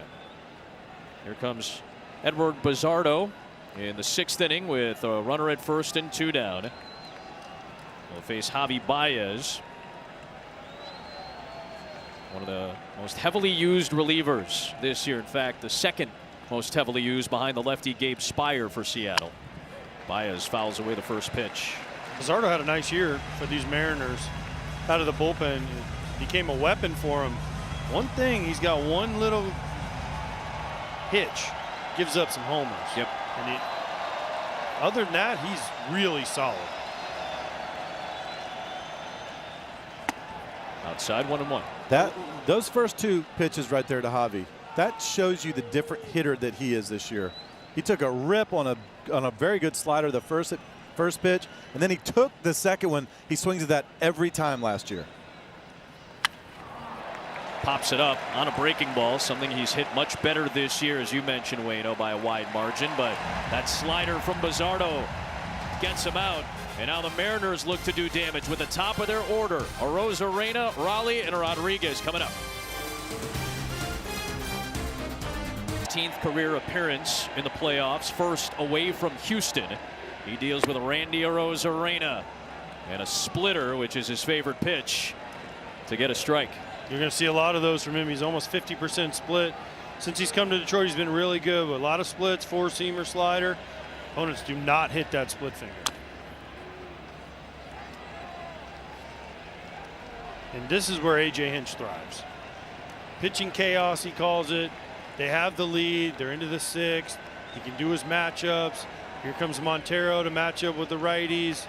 Then he'll go to the lefty, Holton probably for Naylor and Polanco.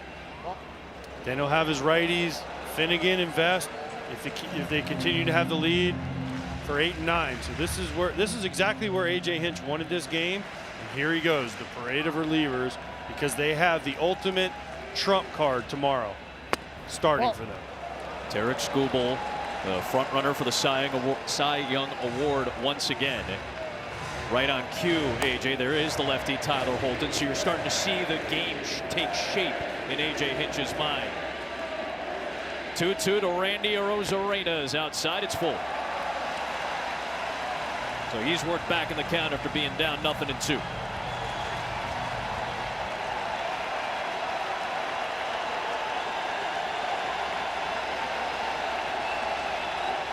Payoff. Ball 4. Good plate appearance by Arozarena after he was down in the count 0-2, and now the tying run is aboard for Cal Raleigh.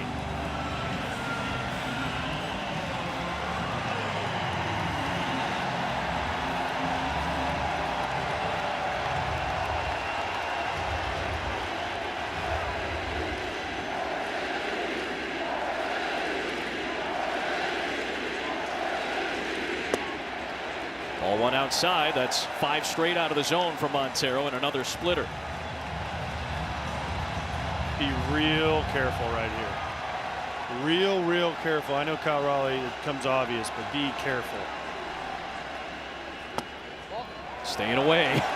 I mean, Randy get on there is just that complicates things so much for them.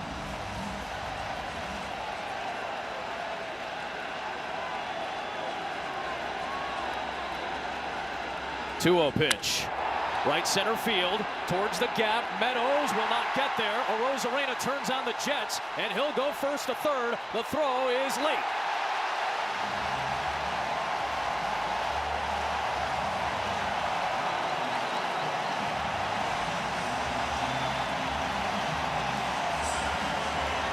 Really nice base running by Randy Arozarena. 2-0 split. Cal Raleigh gets, dumps it into right field. Probably not even, maybe not even a strike. Randy Arozarena on first reads this beautifully. And as soon as he sees this down, when you have a right-handed throwing outfielder going to his left, it makes it an easy read for somebody with any kind of speed because they're not going to do the spin. They're going to try and get that ball into second. He makes it to third, and the Mariners are in business. And now it's Rodriguez with Arozarena at third and Raleigh at first. Through the right side, this game is tied. Rodriguez, his second run driven in. It's a 2-2 game in the 6th.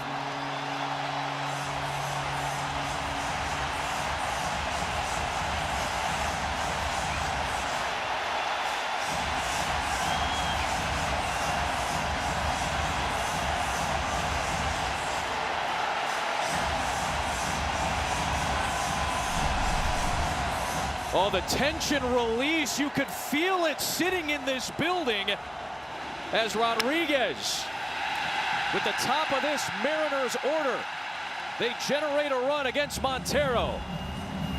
We're tied again in the 6th in game 1.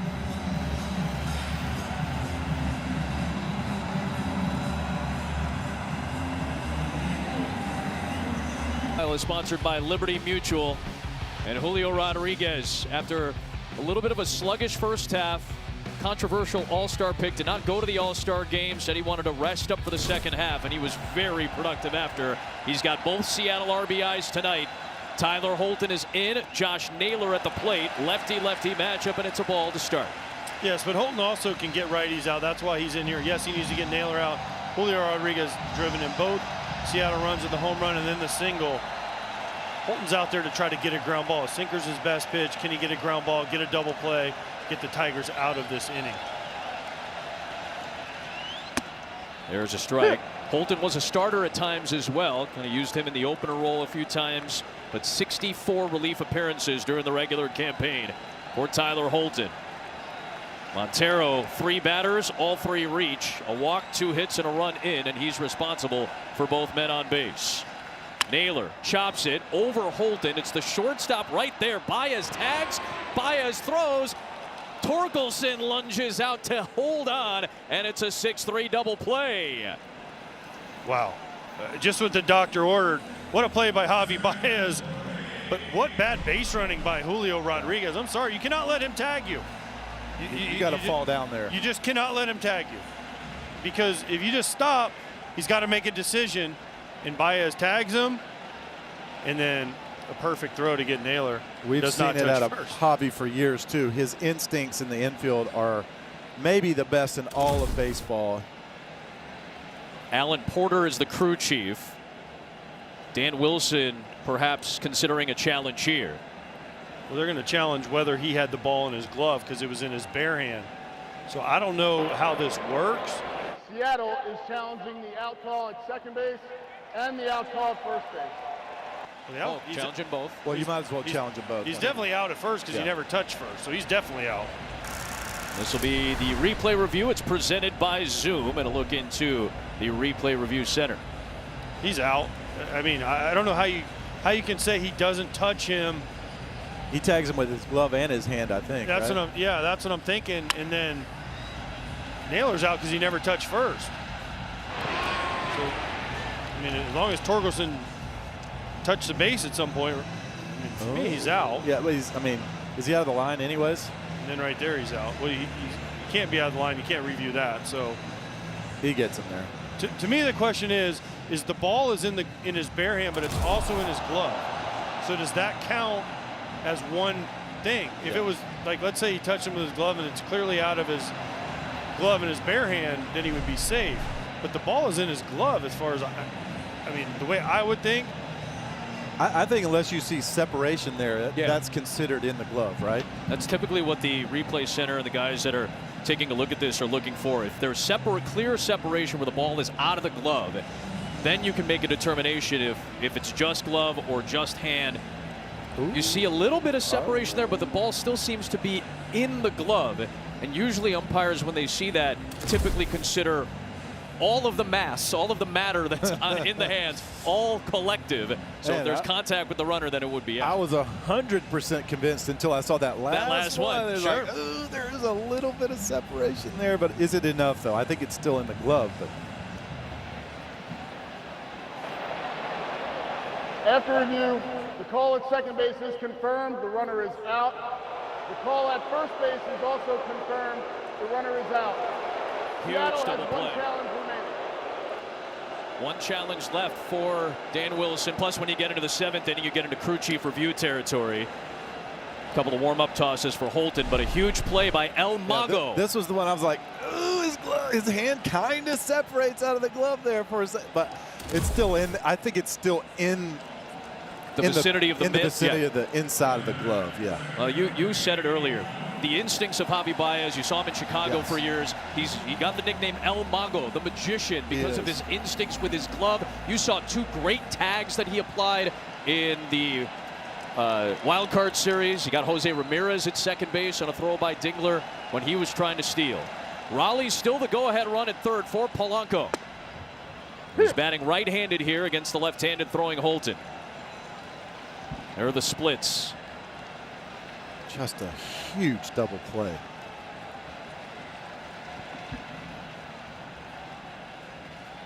Oh, 1 pitch. Polanco will hold off, and it's 1-1. Well, that's why they brought Holton into the game, to get the double play. Sinker's his best pitch. You got exactly. I don't think that's the way they would have drawn it up. Sure. With the great play by Baez, but he got 2 outs on 1 pitch, and now if he can get Polanco, he can get out of this inning, keep it tied.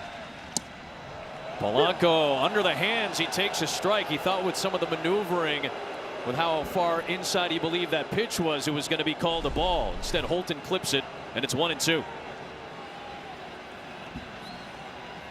Now he's worked both sides of the plate exactly on the corner both times. See what he finishes him with.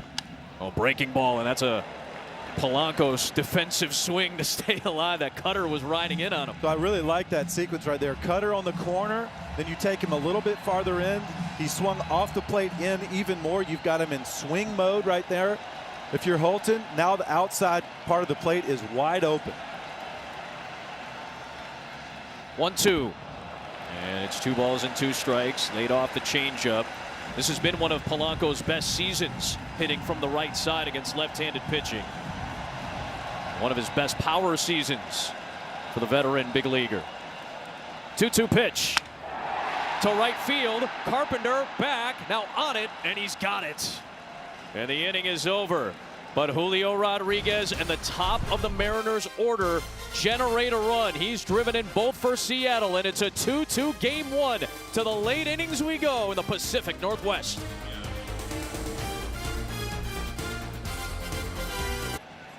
Late innings in game 1, tied up at 2 apiece, and it's Gabe Spire, the most heavily used Seattle reliever this year, facing the left-hander Parker Meadows.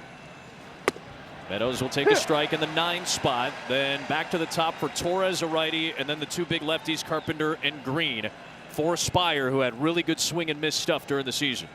He did. It's fastball slider, and he has come in because he has dominated lefties this year, especially with that combination. And here's the pocket of lefties. You mentioned the back-to-back lefties last inning. Well, here you go. Meadows lefty, Glaber righty, and then you get Carpenter and Green. This is where Spire is meant to pitch. If you're Dan Wilson and these Mariners.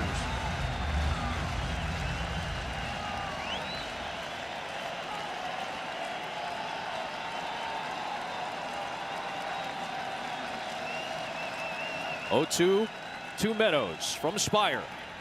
There's the swing and miss on the slider. At home this year, 49 strikeouts to just 2 walks. And look at the numbers against lefties in particular. Major league average for strikeout percentage is like 22-23. Against lefties, he's at 38%. Wow. With the most appearances of anyone in all of baseball, right? 76 of them. Back to the top. Here's the righty Torres.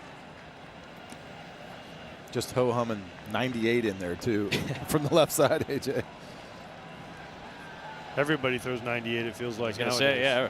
It's been the story of the postseason and the story of baseball. Especially these bullpens, man. And Seattle and San Diego feel like the two best in terms of stacking the back ends of these bullpens. This has been a very common occurrence for Seattle this year. 7, 8, 9 for the most part has lined up very nicely for Dan Wilson. Great look from Umcam at that called strike on a fastball.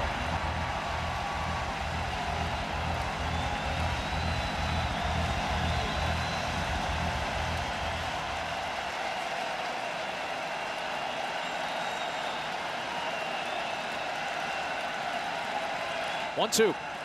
Fouled away.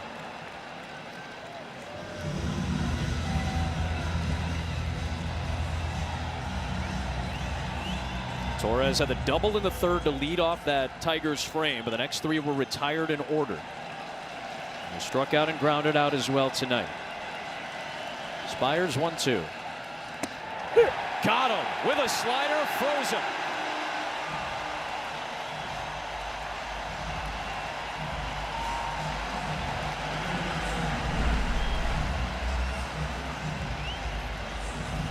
Just a perfect slider down and in.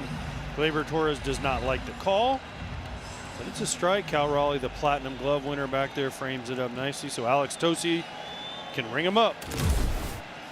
Another lefty, and here is Carpenter, who had the big blow for the Tigers.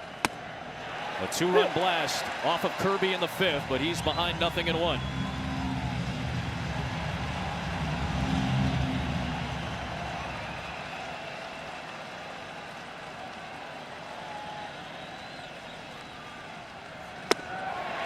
One and one.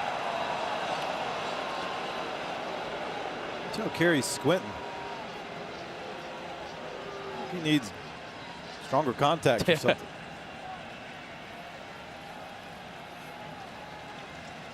Staring down Spire for this 1-1.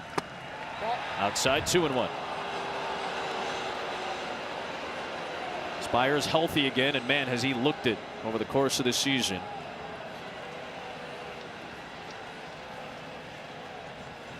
Had a couple of rocky years, not a lot of smooth sailing until being healthy this year. Breaking ball past him and into the glove of the shortstop Crawford, who throws out Carpenter. A 1-2-3, Spire 7th. It's stretch time in Seattle.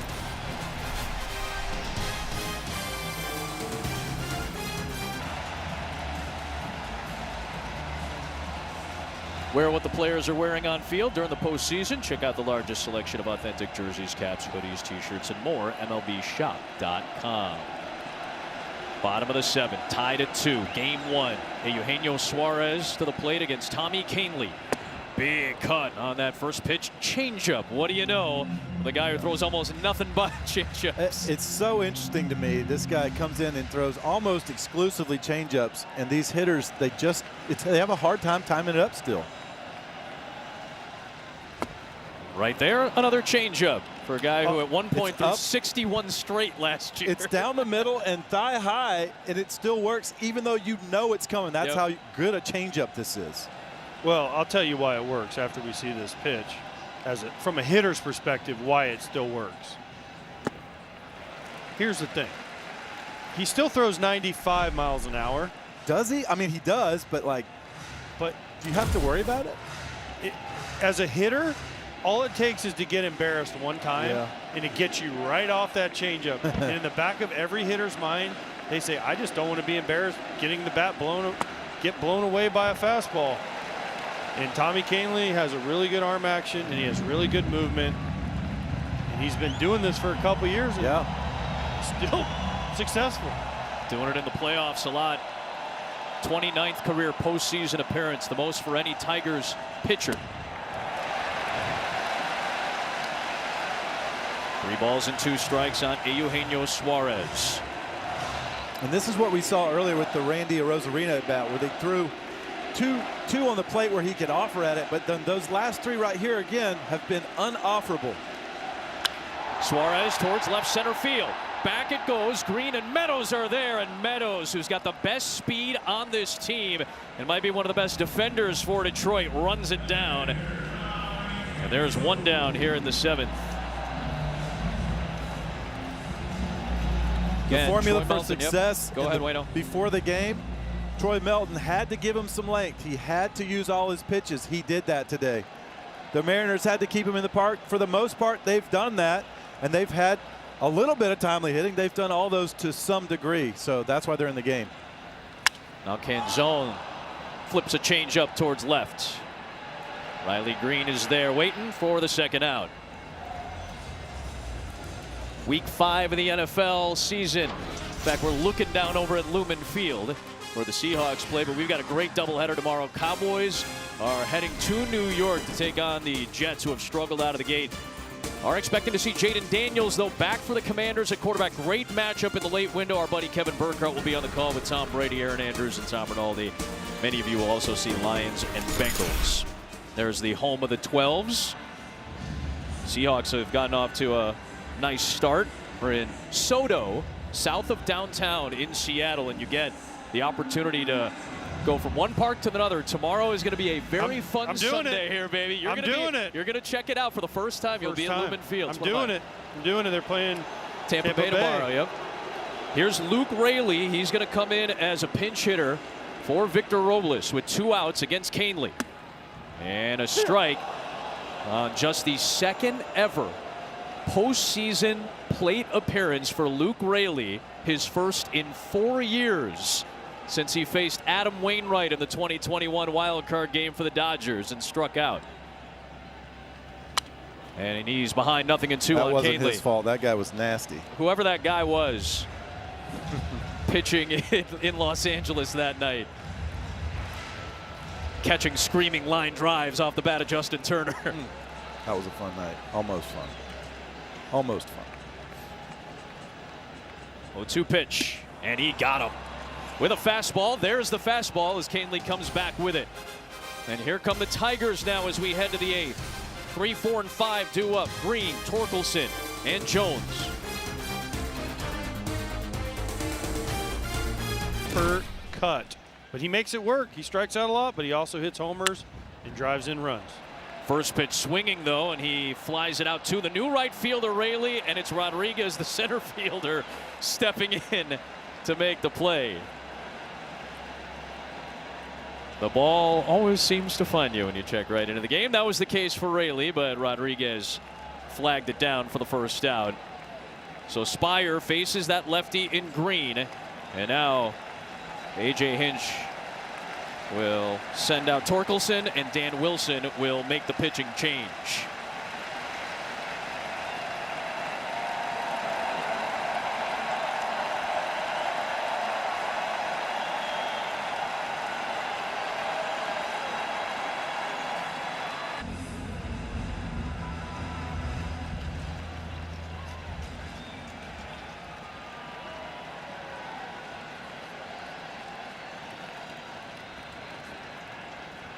Matt Brash checks in with the bases empty and 1 out in the 8th, dealing to the right-hander Spencer Torkelson. 53 regular season appearances for the Canadian. Slider heavy, 61% sliders. And he's coming in to face these righties for the Tigers, and you're going to get sliders. Got one right there, and it's fouled, 0-2.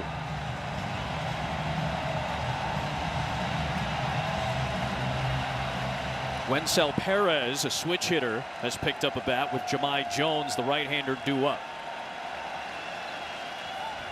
Slider, no swing, says Rehack, 1-2.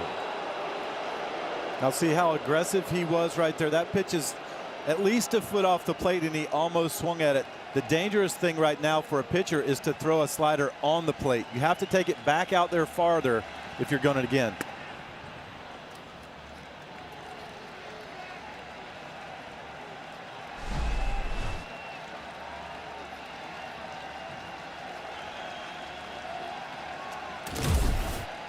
2-2 pitch. And the count runs full. So now he's taking now you've got him leaning out over the plate, though. His eyes are pointed out over that outer half of the plate. Now does he do something in is the question. No, absolutely not. If he throws the slider, it's got to be buried in the middle of the plate, I think. And he throws a fastball outside. So Torkelson, after being down in the count 0-2, is able to work back with a walk. And the go-ahead run is aboard for A.J. Hinch with 1 out in the 8th inning. He wasn't. You didn't have him coming in right there, A.J. Listen, Torkelson does damage on balls in. Yeah. There was absolutely zero chance that he was going to try and throw a ball anywhere inside. I thought he'd throw a slider. He threw a heater and walked him. Yeah. Now you get the pinch hitter Perez to try to negate the slider that Brash throws. So the pitching coach, Pete Woodworth, is out there to go over the scouting report. The bullpen for the Mariners did get some work in during the week. This is the first time that Brash is pitching since September the 25th in a game. But during the week, the scrimmages that the teams that had a bye to the division series typically held during the week, all the bullpen pitchers, all the relievers for Dan Wilson got a chance to get some work in this week. Indeed, it will be Perez who had the big 2-run single in Game 3 to help blow the game open for Detroit against Cleveland. He climbs in and he takes a ball. If you saw his eyes right there when he got in the plate, just did it again. He's looking at that left side of the infield like he sees that big hole at short.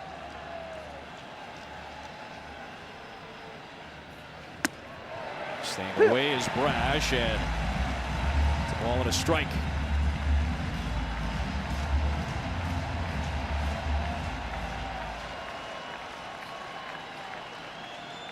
Perez grounds a slider foul, and it's 1-2. You aren't hitting that pitch to short. No, you're not. So if you're looking at short, you don't even swing at it.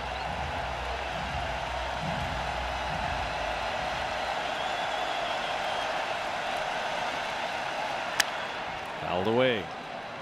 Tigers have 1 hit with a runner on base. It was the Kerry Carpenter 2-run home run that at the time gave Detroit a 2-1 lead in the 5th.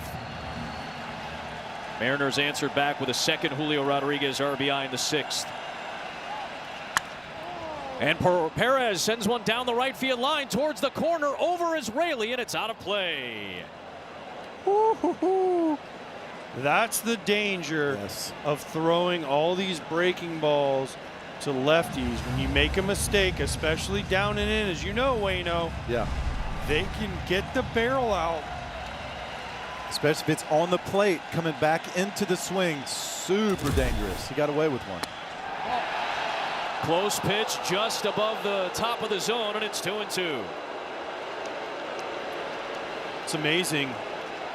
Brash throws 60% sliders. He also has 99 in the tank. I was just thinking the same thing. And doesn't use it very often because the slider has been so effective. 2-strike offering, and there's the sinker at 97 for the strikeout.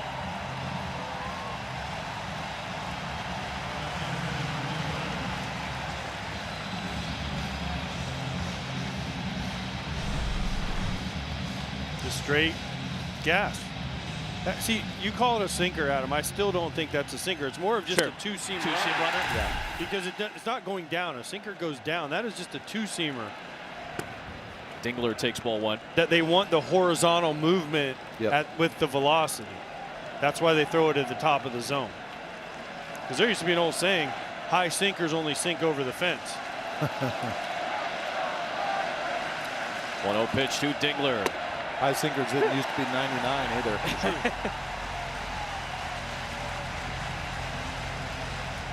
Tailed the slider back in for a called strike. Torkelson the 1-out walk. Now 2 down. Brash fires in a strike. Clip the corner, and it's 1 ball and 2 strikes in the 8th in a tie game.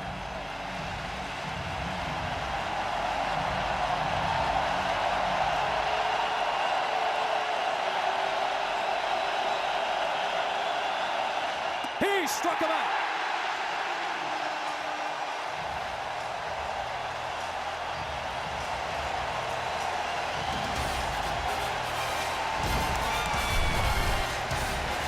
Brash comes on.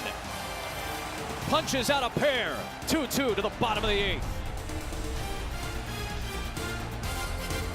Loud. So the Mariners, in a tie game in the bottom of the 8th, have a 28% chance to score this inning. The Mariners had the most one-run victories in Major League Baseball this year with 31. The Tigers had the best winning percentage in one-run games this year. They won 22 of 34. Kyle Finnegan deals to J.P. Crawford to start the 8th with a strike. Kyle Finnegan, again, traded over from the Nationals, has been great, absolutely great with Detroit. 3-0, 1.5 ERA, fastball split, and the split is his pitch. J.P. Crawford out to center field. There goes Meadows at the wall, and he's there. And pitcher-friendly T-Mobile Park helps out Kyle Finnegan to retire J.P. Crawford.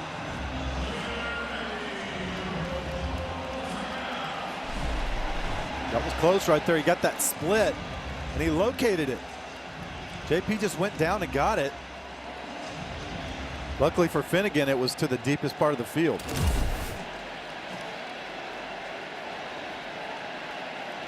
One away, top of the order, Randy Arozarena.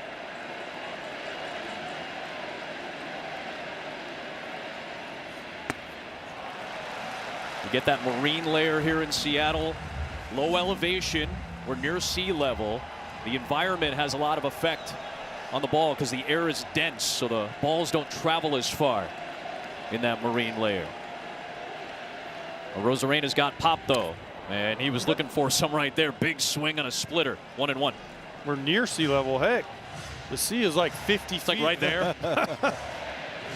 Puget Sound is not very far. Yep.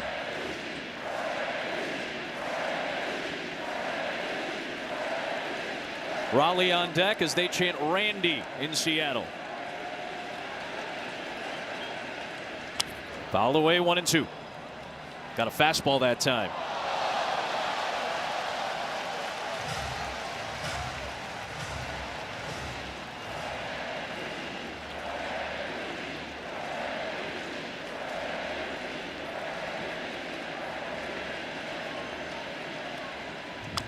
And Arozarena on that splitter stays alive. He had to go down to a knee.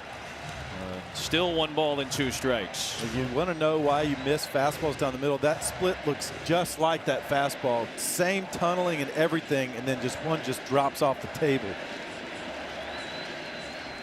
Arozarena out towards right center field. Well struck ball, but Carpenter's back again.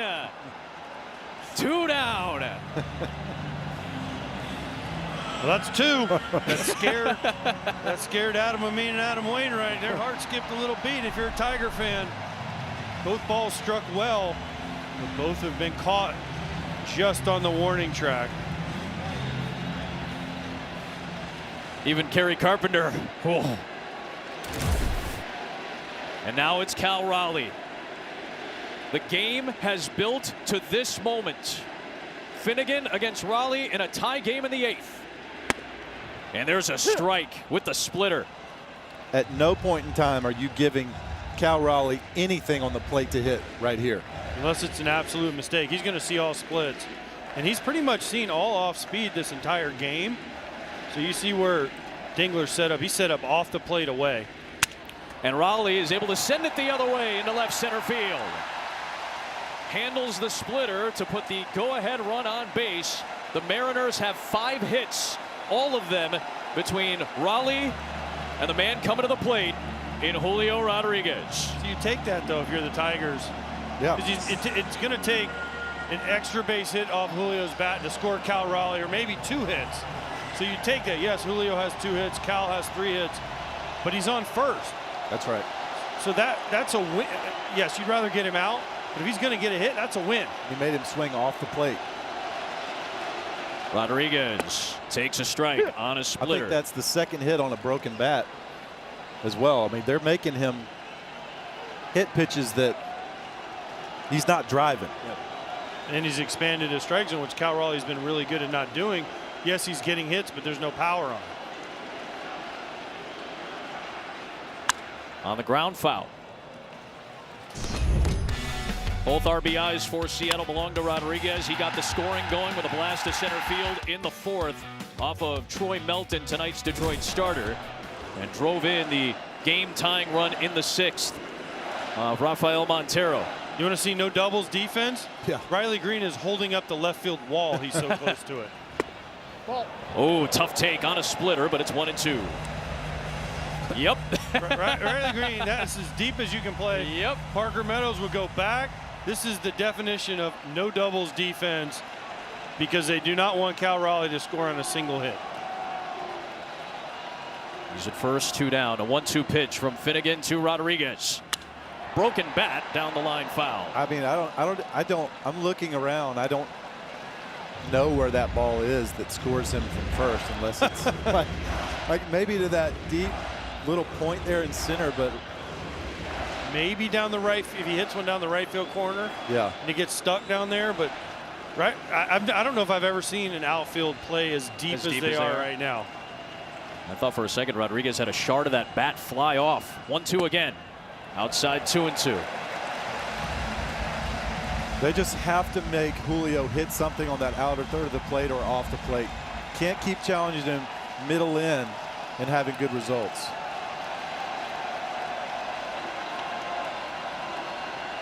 High drama in the 8th of game 1. And Rodriguez goes down on the splitter. And Kyle Finnegan comes on and leaves Raleigh sitting at first base. Big time pitches from the Detroit bullpen. Holton, Canely, and now Finnegan. To the 9th we go, tied. Andres Munoz. Fans in Seattle have come to know him for his 98-mile-an-hour fastball, hence the nickname Senor Smoke. He's got one of the elite sliders to go along with it. His fastball is punched by Zach McKinstry down the left field line. Arena's there, and it's one pitch to get the first out of the 9th for Andres Munoz. It's amazing. His name is Senor Smoke because he throws 100. And he throws 50% sliders. It's just the way the game is now. It's amazing, these guys, the stuff they have, the arm they have. But he's been as good as any closer in baseball. And the back end of this Mariners bullpen is trouble. But so far in this game, the Tigers have matched them pitch for pitch. This has been an exceptional game 1 to start this series. Here's Baez with 1 down.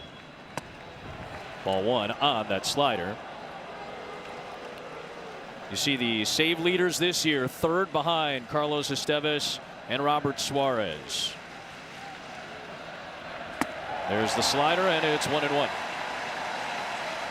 You mentioned it last time Baez was up, Waino. Baez has been much better hitting the breaking balls. He's over 300 against breaking balls this year. Part of that swing adjustment being closer to the plate. He fouls this one down the third baseline, 1-2. He got away with one there. And this was last year. Baez against Munoz hit a go-ahead home run. That's the dangerous thing right there. When Javi's got his eyes out over the plate, you hang that slider or just even throw it thigh high outside, dangerous. Line drive to third, it's caught by Suarez. Like right there. That's danger zone.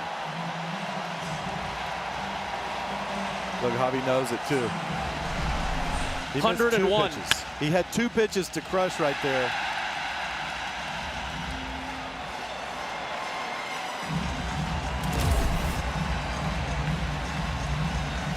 .101 off the bat of Baez. Suarez was there for it. 2 down here in the 9th inning. And the number 9 hitter is Parker Meadows. He has singled and scored one of the 2 Detroit runs tonight. He takes a fastball off the plate for ball 1. Bottom of the 9th inning for Seattle will have Naylor, Polanco, and Suarez. Middle of the order. Munoz deals, and Meadows swings and misses. 1-1.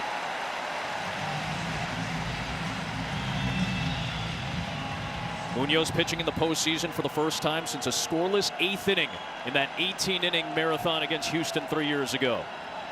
Slider swung on and missed. It's 1-2.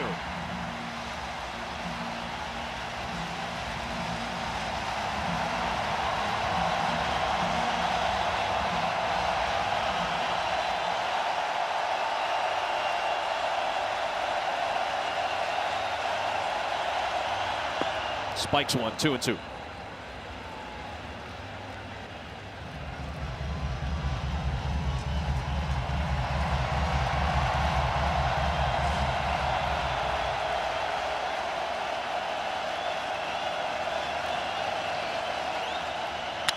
Back towards Munoz, he makes the catch. And Meadows cannot believe it.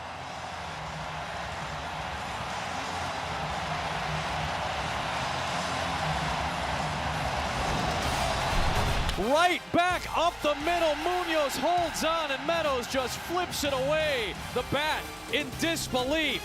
We are tied to the bottom of the ninth in game one.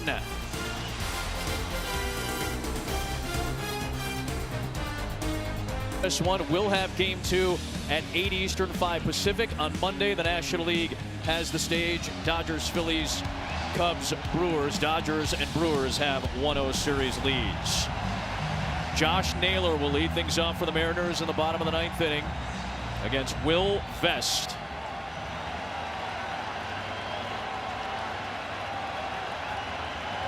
Vest, who was drafted by Detroit but debuted in his major league career for Seattle. Now in his fourth year back with the Tigers. Naylor, first pitch swinging, flips it. Baez, the shortstop, is there. One pitch, one out in the bottom of the ninth inning. Our Fox Super 6 comes your way, sponsored by DraftKings.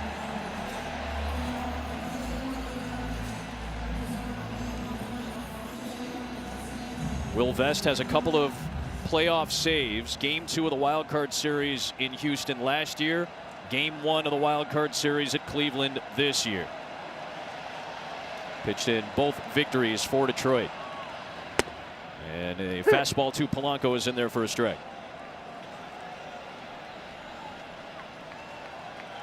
Traditionally, this has been the side of the plate that Polanco has been better. Breaking ball gets popped up. Baez waiting a long time for out number 2. How about that? 3 pitches, 2 down. And Polanco's done a lot of damage to the Tigers throughout his career with Minnesota, and now here he gets through that. And now you only get to face a guy who hit 49 home runs. Yep. Not 60, just 49.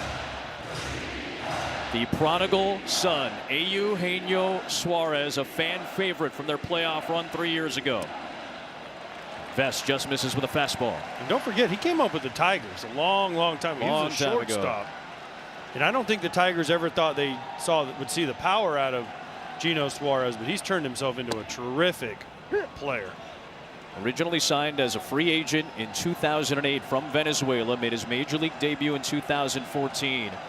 Was with the Tigers for a cup of coffee before being traded to Cincinnati. Waves and misses at a fastball, 1-2. He's got one thing on his mind, Wayno. Yep, no doubt. And that is ending this game with a walk-off homer. He's top 5 in baseball this year. 1-2. Called, strike 3. He got him to send this thing to extra innings. As we have seen some drama tonight. And what better way to start off this series with extra innings. 2-2 to the 10th we go. When we're done here with this thrilling extra inning contest, the post-game show is presented by Strauss. We'll have it right here on FS1 with our great crew. Sorry about the cans, boys. Top of the Detroit order. Remember, in the postseason, when you go to extra innings, the ghost runner is eliminated. We go back to traditional baseball. And boy, they are getting used to this now in Seattle. Extra innings in the division series. Each of the last 2 playoff games here in Seattle have gone extras. Those are the extra inning records this year. Breaking ball, and Torres hits it to left. Arozarena there for out number 1. Keep this in mind. Munoz just recorded his 4th out. That's only the 2nd time all year he's recorded 4. He's never had to record 5 outs in a game this season. That's something that Dan Wilson was very conscientious about in the back end of the bullpen, because Munoz in the second half last year faded with all the extra outs he was trying to get from one of his top relievers. Well, throw that out the window. Yeah, now in postseason play, highest leverage arms in a big leverage moment like this one with Kerry Carpenter at the plate.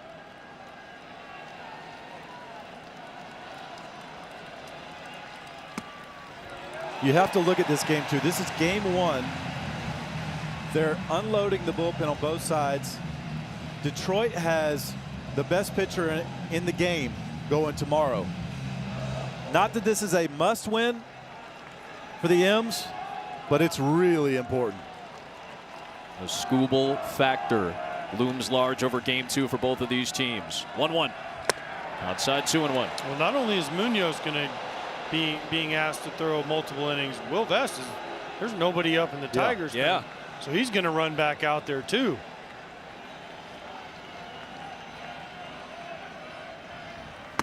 Two and two. Tom Verducci, you can add. Yeah, you're right, guys. The postseason, the asks just get bigger. Munoz has gotten 6 outs in his career once, and that was 6 years ago. Wow.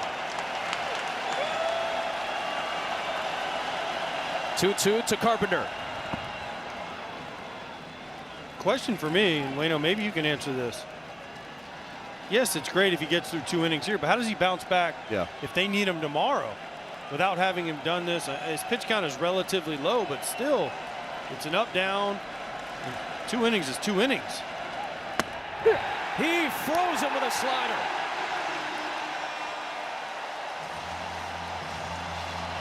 I would say if you can walk into the clubhouse tomorrow, you're available to pitch. That's what I would say. And this is a strike. It just clips the bottom of the zone. Kerry doesn't love it down there. He's an up ball hitter. We already saw that earlier. Strike one to Green.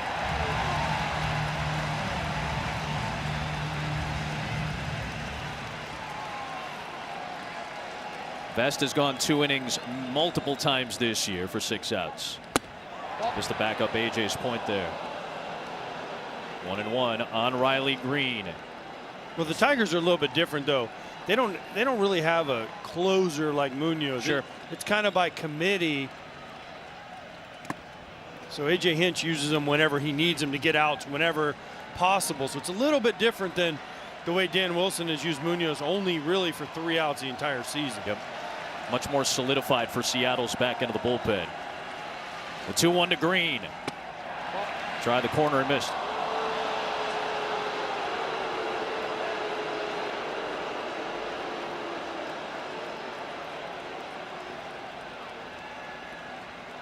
High leverage count in favor of Green, who fouls it off the end of the bat on that slider. That's the pitch he was looking for, it feels like. Well, that's what you have to be. Here's the thing, if you're Riley Green right there, you think he's not going to give in to you with Torkelson on deck. So, yeah, you're looking for that slider. It wasn't a very good one to swing at, but he's probably going to get a chance again. He did, and he waved and missed.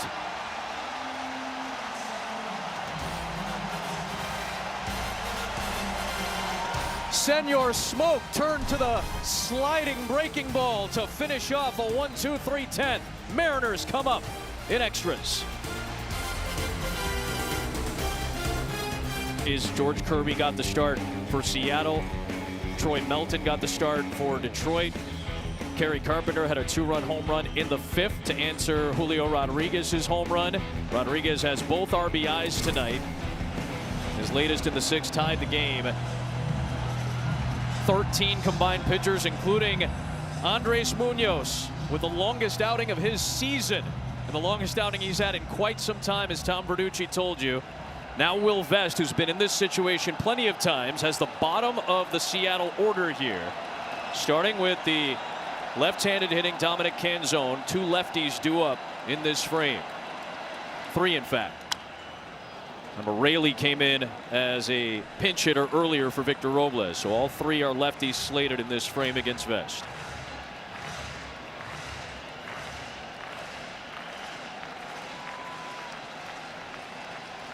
It feels like has gotten a majority of the late inning roles for AJ Hinch.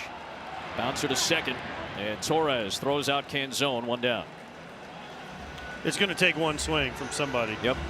It just doesn't seem like they're going to be able to string together 2 or 3 hits. Someone's going to have to run into one.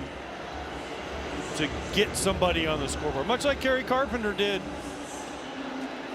and Julio Rodriguez did.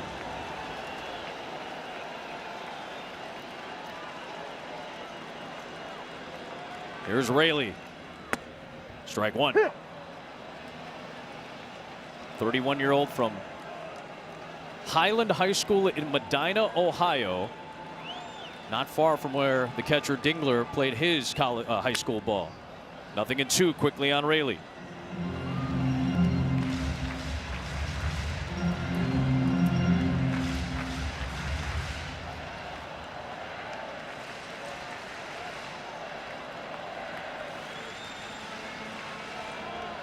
Vest to Raley, and he fouls it back on a fastball. Raley hit 4 home runs in 73 games this year. The last in Detroit, and an eventual 15-7 Seattle victory. He hit that off of Casey Mize. 0-2, 1-2. And not one person here in Seattle is left. They are all on their feet. We're in the 10th inning. We're 3 hours in, and they are all here. Except maybe that little baby that might be asleep at this point. Toughing it out. Raley pops it up. McKinstry. And he's got it for out number 2.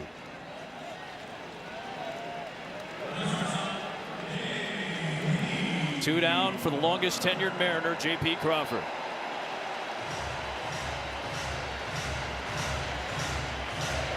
.30 years old from Long Beach. Who hit a home run off Justin Verlander in Game 1 of the American League Division Series 3 years ago in Houston. He's had 2 grand slams this year, but he's also been a walk-off king. 7 walk-off plate appearances with the Mariners. Second most in franchise history behind Mitch Haniger. Wow, I would not have guessed Mitch Haniger had that. You would think Griffey, sure, Edgar Martinez, someone like that. But think about all those late inning crazy games the last few years in this ballpark, right? 1-1 upstairs. T-Mobile is in the Mariners is like the Giants in their park. It always seems like every time we would come here, they would find a way to walk you off. Crawford fouls it back, and it's 2 balls and 2 strikes from Vest, who's trying to work a perfect 2 frames. I always thought as a hitter, you tell your guys don't try to be the hero, because everyone goes up there and says, I'm going to be the hero. I'm going to hit the home run. Try to get on base and string singles together, because everyone wants to be the hero. Everyone wants to get the walk-off homer. It's just so hard when you're trying to do that against these great arms. 2-2 delivery to Crawford. He is swung on and missed, and Vest is fired up. Ends each of his 2 innings of relief with a strikeout. To the 11th we go in Game 1. Sponsored by Wendy's. Tarek Skubal, Luis Castillo. Great matchup set up for tomorrow in Game 2. Skubal coming off that incredible performance in Game 1 on the road, tying a Tigers playoff record, 14 strikeouts. And Castillo, who's been so reliable in big games and has had the opportunity to pitch a lot of them, he's ready to go too. Spencer Torkelson will lead things off for Detroit in the top half of the 11th inning. The new right-hander is Carlos Vargas, who was on 70 times this season. Originally acquired almost 2 years ago from Arizona in exchange for his now third baseman, Eugenio Suarez. Sinker slider from Vargas. He's given up some homers, especially on that slider, and he is a reverse splits guy, Wayno, meaning righties hit him better than lefties. But didn't Skubal look nervous when we just showed him? He looked like he was so worried about tomorrow. Oh, sure. Ball with a strike on Torkelson. That guy is such a unit too, just being up next to him. He is just like, his legs look like oak trees. Just a big old thick dude, isn't he? Yep. Skubal, who again pitched at Seattle U just down the road. Will pitch in a place that means a lot to him. Vargas with a 1-1. Way outside, he yanked that fastball. The chain busted. Oh, man. Sorry, Carlos. Yeah, you see that chain, the clasp on it. Thankfully, he has a backup. The 2-1. Skied left side and out of play. I was talking with Pete Woodworth, the Mariners pitching coach today. And he said they're tomorrow's starter, though. We've talked about Skubal, but he said he is our rock. Takes the ball every day. Builds up everybody around him every day, so they're super confident also. Tigers looking for their first hit since the 5th inning. 2-2 pitch is going to run the count full. Riley Green had a single back in the 5th inning. Since then, no hits for Detroit. The bullpen for Seattle, now 6th reliever in Vargas, has not given up a hit yet. Still 3-2. Well, since the Carpenter homer, I think they have one single, don't they? That was the Green. That was right Tigers, after. Yep. That's it. That's it. They haven't gotten. They had 2 walks, I think. Other than that, it has been a lot of weak contact and a lot of strikeouts for these Tigers. Tigers were susceptible to the strikeout aplenty this year. Number 4 in strikeout percentage this year against a very good strikeout staff in Seattle. Payoff to Torkelson, and a good at bat worked. He's able to draw the leadoff walk. That pumps up the Tigers' dugout a little bit as the go-ahead run reaches to start the frame. The dreaded leadoff walk. That is the last thing. Look at, there's a little smirk on A.J. Hinch's face. He's thinking, now does he bunt here with Perez?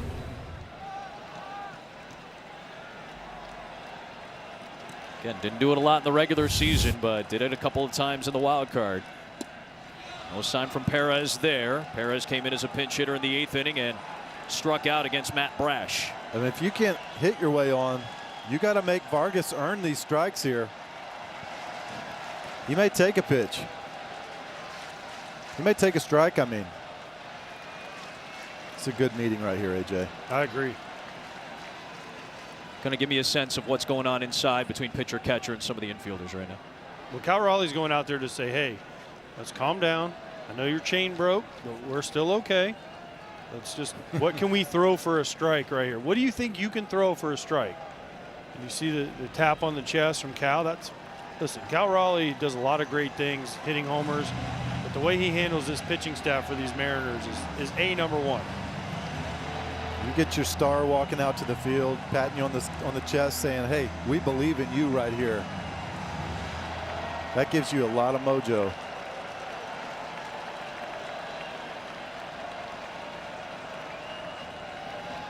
There's the bunt shown. It's popped up foul, and it's 1-1. See, for me, he was bunting for a hit there, though. He wasn't that was a bunt for a hit. And if you're going to bunt, you got to make Josh Naylor, the first baseman, field this ball. Suarez is in. He's already playing in. Yeah, you got to make the first baseman field this ball. Fouled off of the paraphernalia of Cal Raleigh. It's 1-2.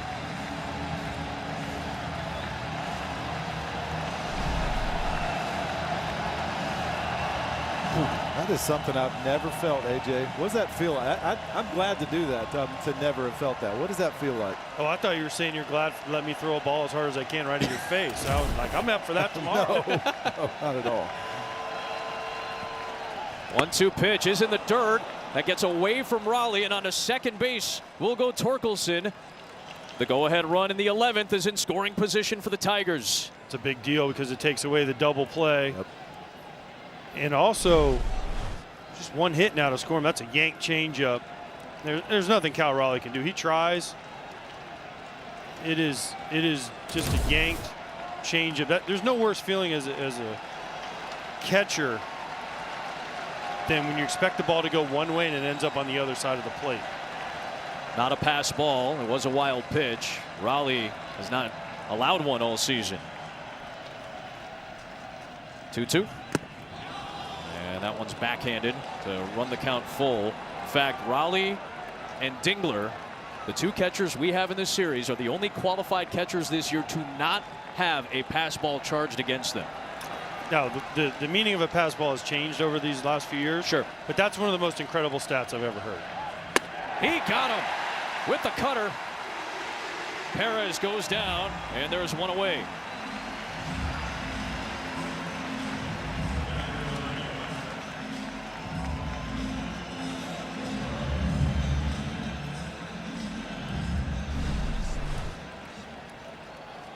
Little cutter going in. Tough pitch there to Perez, but gosh, we talked about it early in this game. It seems like forever ago. Productive outs. There is the aforementioned Dingler. He'll take a strike. Wanted to know where it was from Alex Tosi as a fellow catcher. He's been fair. He's had a wide zone for both sides tonight. Big cut, late on a fastball, 0-2.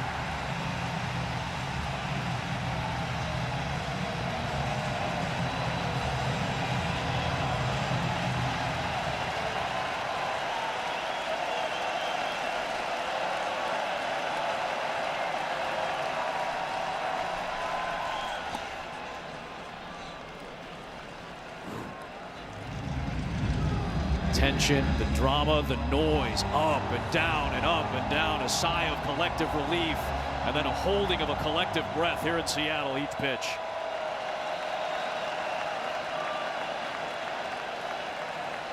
One-two. Got him.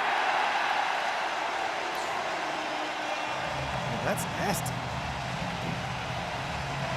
Throwing 100-mile-an-hour sinkers backed up with 97-mile-an-hour cutters. Watch the late action on this ball. It gets right to the bat and just darts out. Guys, the issues that plagued the Tigers a little bit in the wild card series showing up here in game one. 1 for 9 with runners in scoring position, 1 for 17 with men on base. Here's McKinstry. And there is a base hit with a man aboard. Sneaks it through the middle. Torkelson will score. And right on cue, the Tigers take the lead. McKinstry delivers in the 11th. All that you just said, Adam, goes away with one swing of the bat. Dreaded leadoff walk. Yeah, it was a leadoff wild walk. Pitch. Comes around to score. And, by the way, broken bat. Yep. 73-mile-an-hour exit velo. Perfectly placed. Another late inning playoff RBI for the Tigers coming from Zach McKinstry on a ball that wasn't particularly hard hit. And now here's Baez. Runner takes off from first. The throw down to second by Raleigh, and McKinstry lifts the bag. He had 19 of them during the regular campaign. Well, now, once you get ahead, you can just be overly aggressive, right? So, let's try and get another one. Let's try to add another one on here. So, this has been an incredible game. And after all of those chances, the Tigers finally get that hit. Baez takes a cut. 1-1. Back to the go-ahead single. Just uses the big part of the field, too, AJ. Stays up the middle. A lot of good stuff happens up the middle. Javi's in swing mode right now. Yeah. Javi's going back to last year's swing mode right here. He's just trying, like you said earlier, he's got one thing in mind right now, doesn't he? Oh, hopefully, if you're a Tigers fan, you're hoping it changes. And he just tries to put the ball in play. Fouls that one away. But one thing Javi Baez has never been accused of, and that's not having bat speed and swinging hard. He's not getting cheated.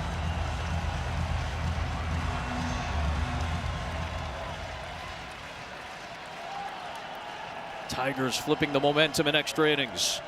A 1-2 pitch to Baez coming. Popped up, right side. Naylor's over. And running out of room, and that'll get out of play.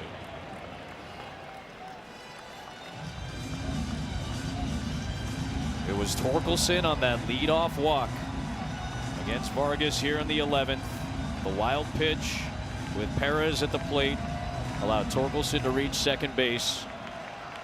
Dingler struck out, and then McKinstry went after the first one and got the RBI single.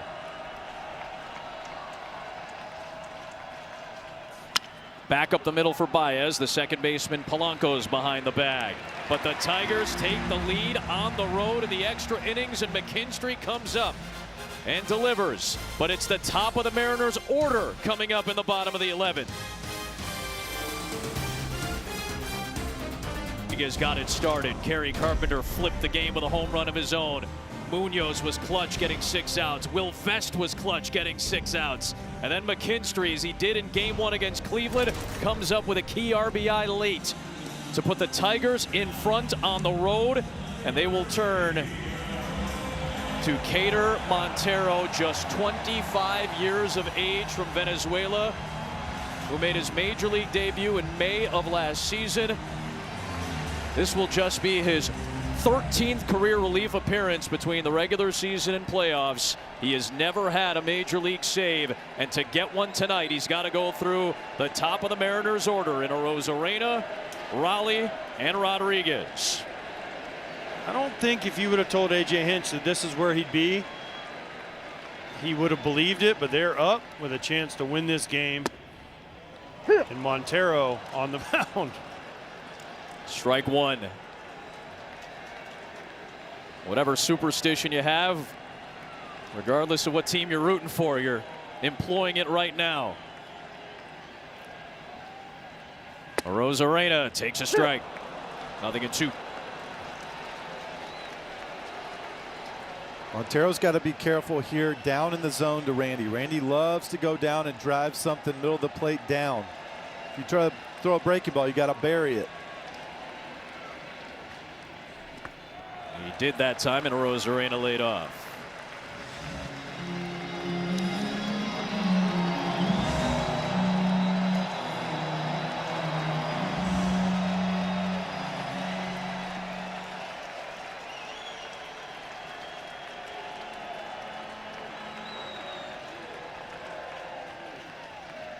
Montero's 1-2.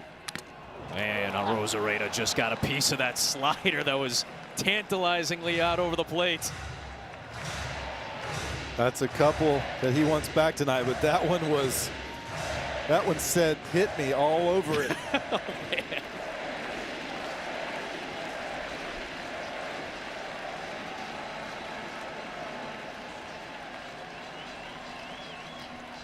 One-two. Outside. See, here's what you worry about with the young guy out there. He just threw a pitch that Randy's going to say, oh, I should have hit that one. But then he tries to make one too good. And now he's letting Randy back into the count after being ahead of him. You got to try and put him away if you're Montero right here. Arozarena bounces it to the left side, cut off by the third baseman, McKinstry. One down here in the 11th. Love the aggressiveness by McKinstry. He got the big hit. He's feeling all happy, and then he cuts out Baez because he's the only one that could have made this play. Now what do you do here, Waino, against Cal Raleigh? You have to pitch him like it's 0-2. You have to. What do you throw, though? Montero doesn't have a split, and that's kind of what they've been attacking him with. You don't want to be careful with sliders down and in. I know. You just can't let him beat you, though. Yeah, I know. The problem is it's not a great matchup.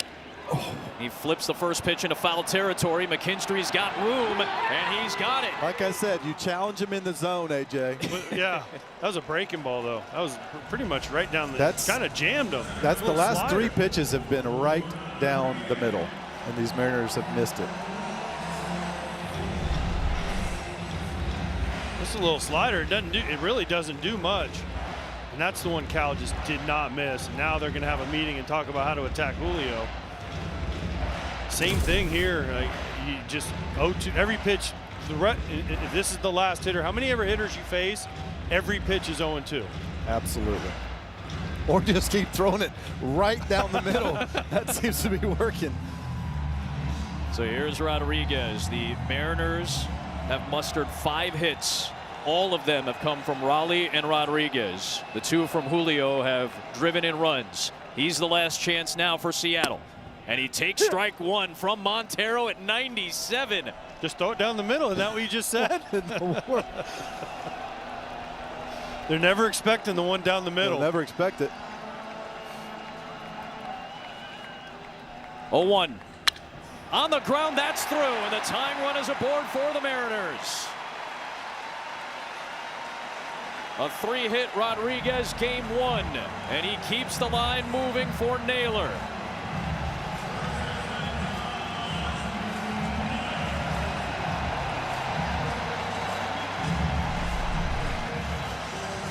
Tried to go in there again. Waino, he missed out over the plate. Yeah. Julio doesn't. Listen, there used to be an old thing, don't get beat late in. Well, Dingler was set up, and they were trying to go in on Julio, and that's his strength. It is. I don't. It's hard to understand that, but Naylor, breaking ball, drops in at the top of the zone for a called strike. Naylor disagreed with the call from Tosi. Something has to give here. We mentioned how good both these teams have been with one-run games. Well, the Tigers have a one-run lead, and the Mariners have been great. Fouled back, and it's 0-2, down to their final strike in game 1.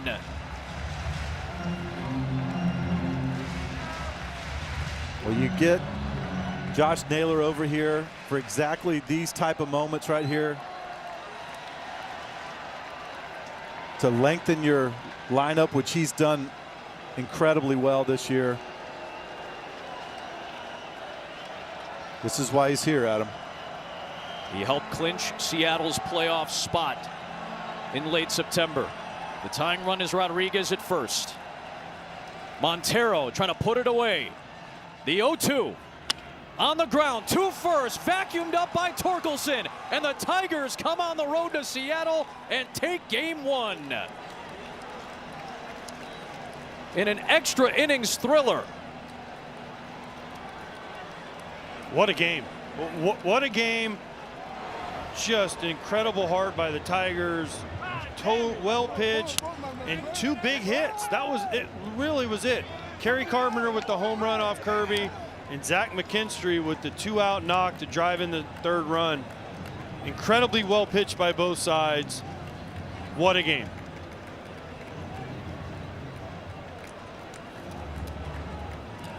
I mean, you see Cal sitting there.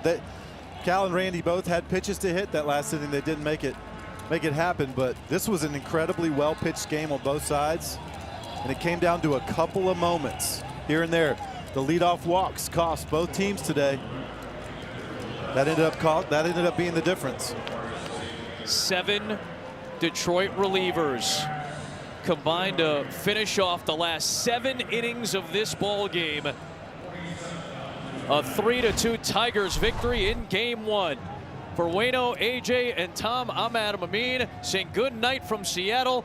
KB, Derek, A-Rod, Dontrell, and Big Poppy have it.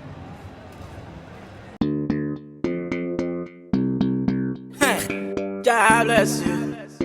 Double prop. I'm on this sound fairly no. DJ Softy man. I'm on you be. Idiot no. Love what you give to me, it's sweet past you got cane.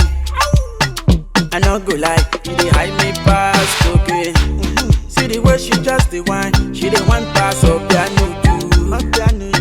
I swear to God, now she dey do me do. Comforting, give me love again. Give me love again.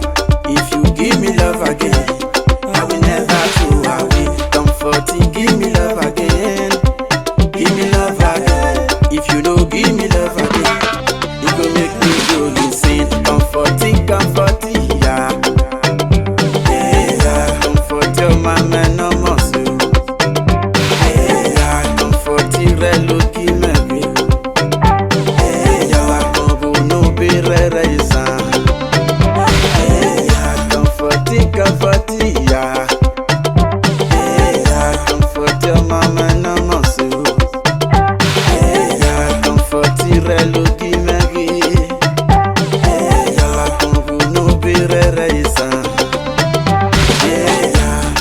My baby too fine, no, now so she dey beautiful.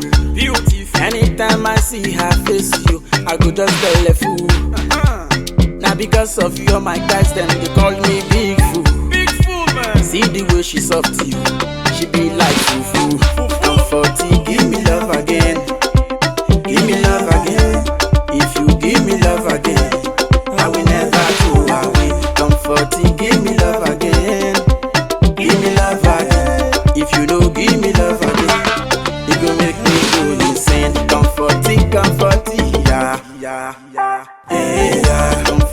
ma main en morceaux.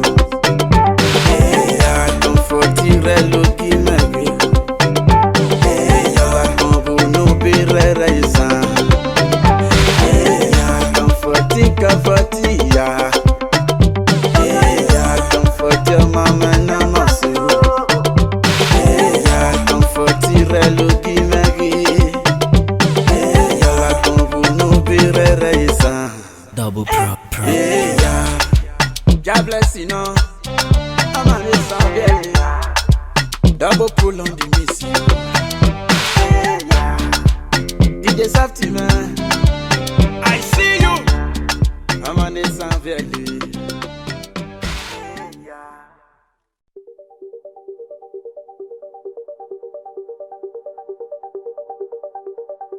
Как тяжко мертвецу среди людей, живым и страстным притворяться. Но надо в общество втираться, скрывая для карьеры лязг костей. Живые спят, мертвец встает из гроба, и в банк идет, и в суд идет, в сенат. Чем ночь белее, тем чернее злоба, и перья торжествующе скрипят.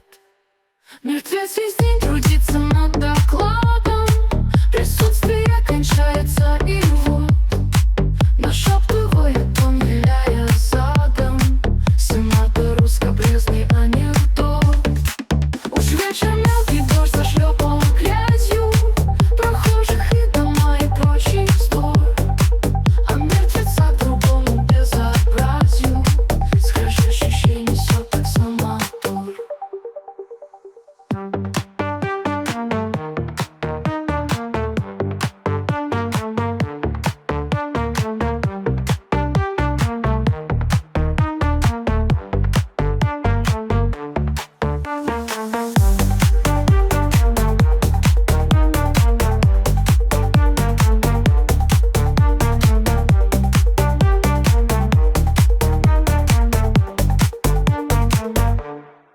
Как тяжко мертвецу среди людей, живым и страстным притворяться.